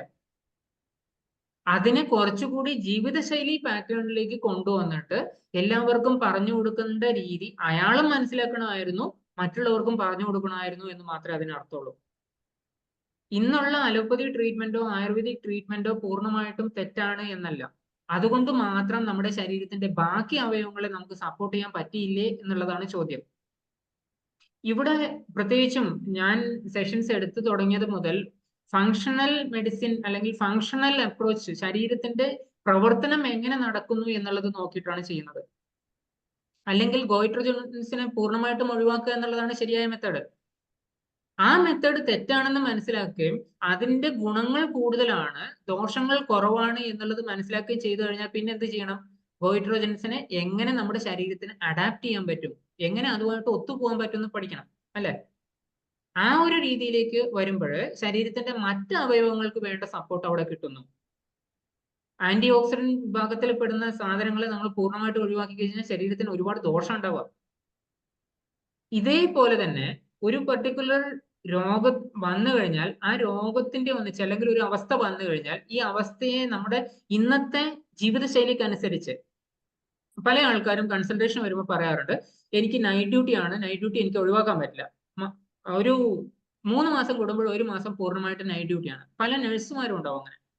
ഇത്തരം ആൾക്കാർക്ക് പിന്നീട് ഈ നൈറ്റ് ഡ്യൂട്ടി കൊണ്ടുള്ള സ്ട്രെസ്സും അല്ലെങ്കിൽ മറ്റു ബുദ്ധിമുട്ടുകളും വരുമ്പോൾ അവര് ബുദ്ധിമുട്ട് കൂടുതലാണെങ്കിൽ ജോലി ഒഴിവാക്കണം, ബുദ്ധിമുട്ട് ഓക്കെ ആണെങ്കിൽ ജോലിയുടെ കൂടെ ചെയ്തോളൂ.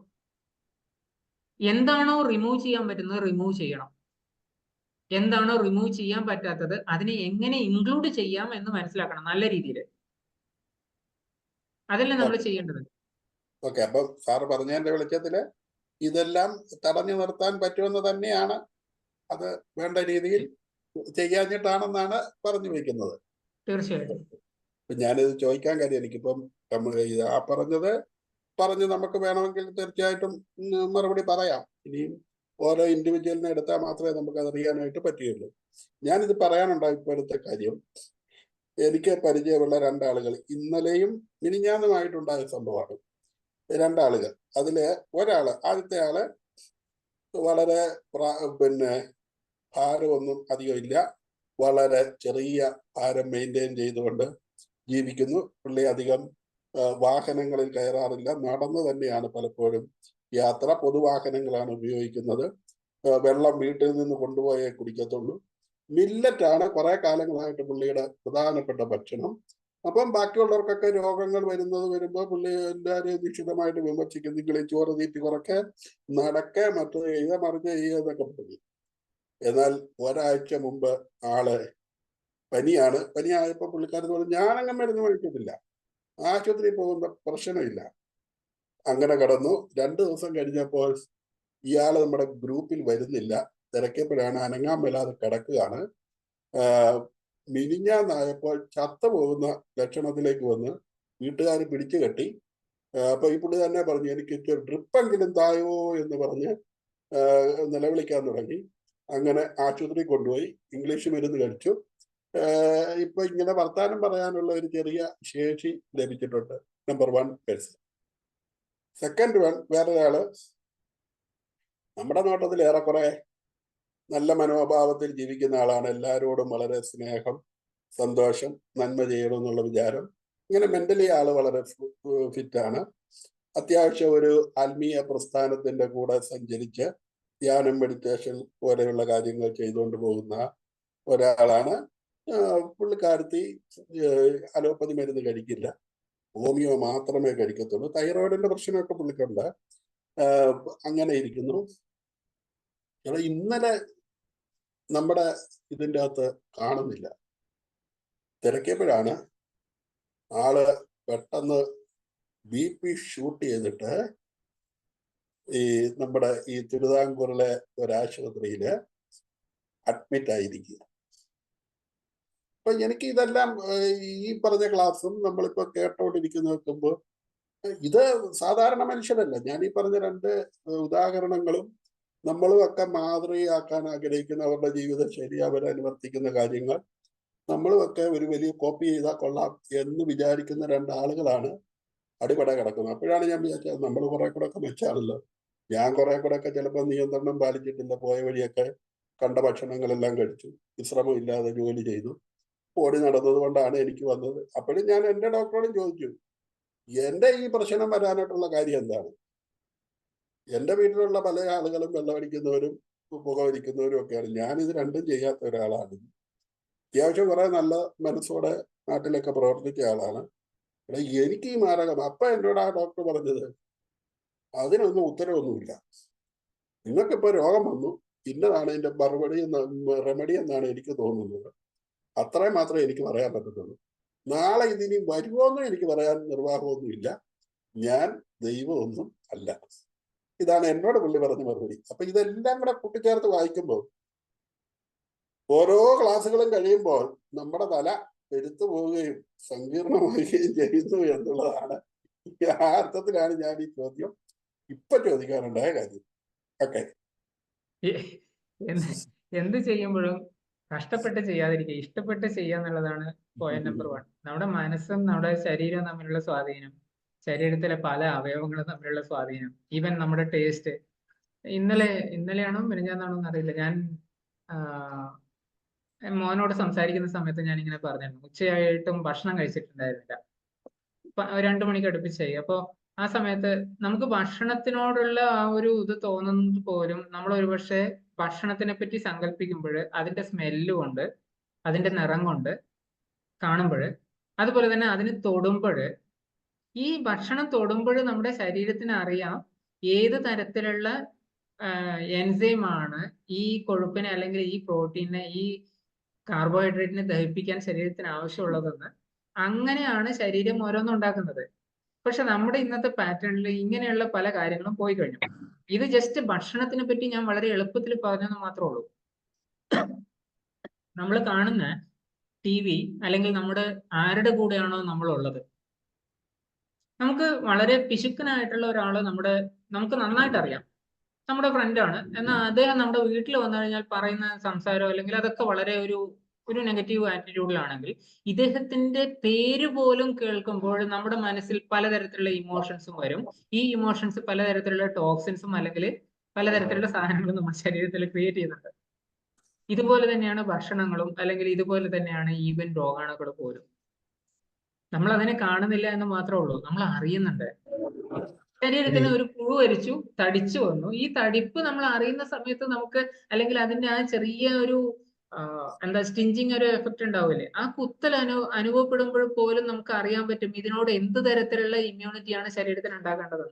ഇത് ശരീരത്തിന് ഇന്റേൺ അല്ലെങ്കിൽ ശരീരത്തിന്റെ ബൈബർത്ത് ഉള്ള ഒരു കപ്പാസിറ്റിയാണ്. നമ്മൾ ഈ കപ്പാസിറ്റിയെ പല രീതിയിൽ ചോദ്യം ചെയ്യുകയാണ് ചെയ്യുന്നത്, പല മരുന്നുകളോ അല്ലെങ്കിൽ പെട്ടെന്ന് തന്നെ അതിനോട് അടിപ്പെടുമ്പോഴും. അപ്പൊ ചില ആൾക്കാർക്ക് ഈ കപ്പാസിറ്റി വളരെ കൂടുതലുണ്ടാവും, ചില ആൾക്കാർക്ക് അത് സ്ലോ ആയിരിക്കും. But everybody has.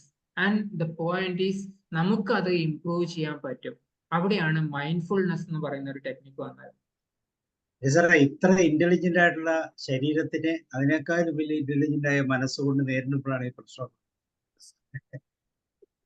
യന്ത്രമനുഷ്യനൊഴികെ എല്ലാവർക്കും രോഗം വരാൻ സാധ്യത ഉണ്ടാകണം. ഓക്കെ, വേറെ ആർക്കെങ്കിലും എന്തെങ്കിലും സംശയങ്ങളുണ്ടോ? എന്തെങ്കിലും ഷെയർ ചെയ്യാനുണ്ടോ? മാം, നാഷ്, സരസ്വതി മാം. നമസ്കാരം സാറ്, നല്ലൊരു സെഷൻ, വളരെ ക്ലിയർ സെഷൻ. എലാബറേറ്റ് ചെയ്ത് പോകാതെ ആ സാറിന്റെ വിശദീകരണത്തില് എല്ലാ ഉത്തരം നല്ല സ്പിരിച്വാലിറ്റി ലിങ്ക്ഡ് വോയിസ്, പ്രത്യേക വോയിസ്, ശരിക്കും മെയിൽ വോയിസും ഫീമെയിൽ വോയിസും കൂടി കലർന്നൊരു വോയിസ് സ്പിരിച്വൽ ടോക്കുള്ളവരുണ്ടാവും, അതുപോലെ അടിപൊളി നമുക്ക് പറയാം. സാറിന്റെ ക്ലാസ് സാബു സാറിന്റെ ക്ലാസ് ആയിട്ട് ലിങ്ക്ഡ് ആണ്. സാബു സാറ് പറയാറുണ്ട്, അപ്പുറത്ത് പുളിയോ കോഴിയിറച്ചിയോ കഴിക്കുമ്പോ ഇപ്പുറത്ത് ഇരിക്കുന്ന ഒരാൾക്ക് അതിന്റെ സ്മെല്ലോ ആ പുളി തിന്നത് കണ്ടാൽ തന്നെ അത് ദഹിപ്പിക്കാനുള്ള എല്ലാ എൻസൈമും ഇവിടെ പ്രൊഡ്യൂസ് ചെയ്യുന്നത്. അപ്പൊ ഇത് സാർ ഇപ്പൊ പറഞ്ഞ ഉത്തരം ക്ലിയർ ആണ്. അപ്പൊ ഒരാളോടുള്ള അമർഷവും ഒക്കെ ഇതിന്റെ കാരണക്കാരാണ്. എന്റെ ലൈഫ് തന്നെ എനിക്ക് തോന്നാറുണ്ട്, എന്റെ ഉമ്മയുടെ വീട്ടില് ഒരു തറവാട്ട് സ്വത്താണ് ഷുഗർ. പക്ഷെ ഞങ്ങൾക്ക് മക്കൾക്ക് ആർക്കും ഇല്ല. ഉമ്മ പറയും ഇത് കിട്ടുക ഞങ്ങൾക്ക് ആർക്കും വേണ്ട, ഈ തറവാട്ട് സ്വത്ത് 9 മക്കൾ ഞങ്ങൾക്ക് ആർക്കും വേണ്ട, ഞങ്ങൾ പ്രോഗ്രാംഡാ. മൂത്ത ഏട്ടന് അപ്പൊ എന്തോ ഒരു മെഡിസിൻ കഴിച്ചെന്നപ്പോ അപ്പൊ അന്ന് ഇക്ക പറയാ ഇത് എനിക്ക് അവകാശം ഇല്ല എന്നാണ്. ചെന്നപ്പോ ഡോക്ടറിന് ആ ക്യാപ്സ്യൂൾ നിർത്താൻ പറഞ്ഞു. ഇല്ല ചിലവർക്ക് തൈറോയിഡ് ഉണ്ട്, പക്ഷെ ഞങ്ങളൊക്കെ അത് വേണ്ട. പക്ഷെ ആ തൈറോയിഡുകാർ കൊള്ളി കണ്ടമാനം കഴിക്കണവരെ സാറ്, നല്ലോണം കിഴങ്ങും കൊള്ളിയൊക്കെ അതേ അവര് പ്രധാന ഭക്ഷണം. പിന്നെ ഈ എന്താ പറയാ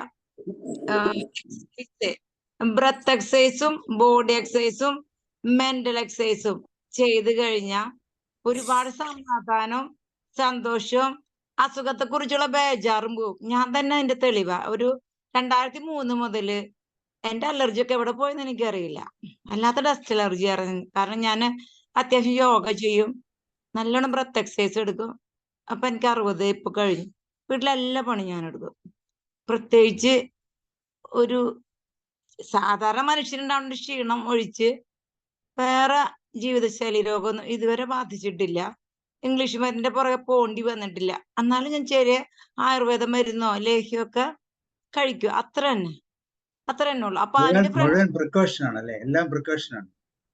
എന്റെ ഫ്രണ്ട്സ് ഒക്കെ നീ കുറച്ച് കഴിഞ്ഞാൽ കാണാം ഇതൊക്കെ മാറുന്നൊക്കെ എന്നെ വെല്ലുവിളിച്ചവർക്കൊക്കെ ഷുഗറും പ്രഷറും എല്ലാം വന്നു.